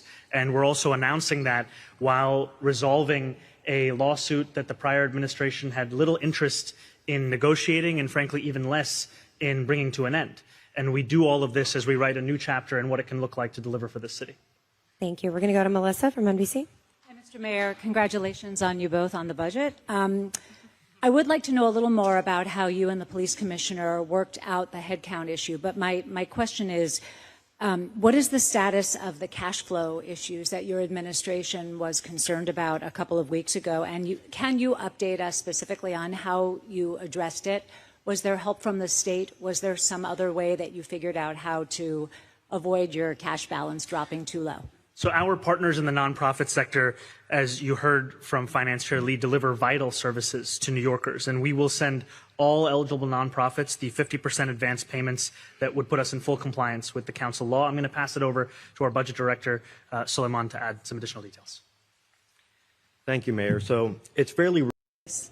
Yeah, I think to the... All right, I'm not trying to hear from them other people, man. I ain't trying to hear from the budget director, bro. Obama did a sit down. I'm not really trying to watch that Obama sit down either, bro. I'm not gonna lie. I'm not really trying to watch that Obama sit down either. It's crazy. I'm not trying to watch this shit. I guess we'll take some call-ins, man. We'll take some call-ins. We haven't took call-ins in a few nights. We'll do some call-ins, man. All right. Boom. Pin message. All right, Chad, we're going to do some call-ins. Let me get the phone lines open right quick.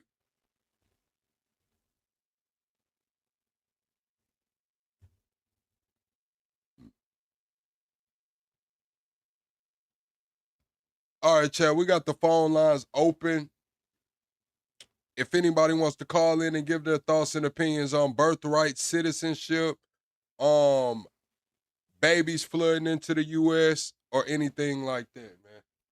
I wish I could switch my damn phone. That's what I need to do. That's what I need to do. All right. What we're going to do is we're going to switch the camera.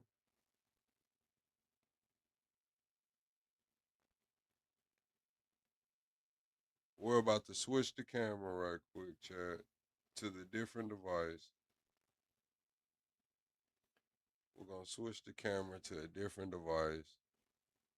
And then we're going to... Yeah, I got it. I know. Hold on, chat. Damn.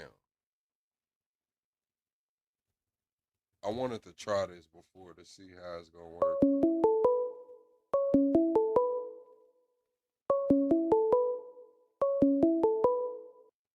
Call from Jomo Caesar. What's going on, caller? Where you calling from?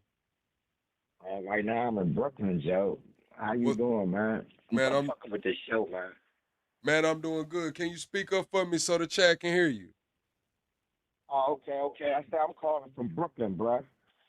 From Okay. there, but I'm calling from here. Okay. Yeah, how you feeling about this birthright citizenship? Especially Man, to being be from honest, Brooklyn. man, I'm from Maryland, right? So, I mean, but I'm from here. I'm from America. So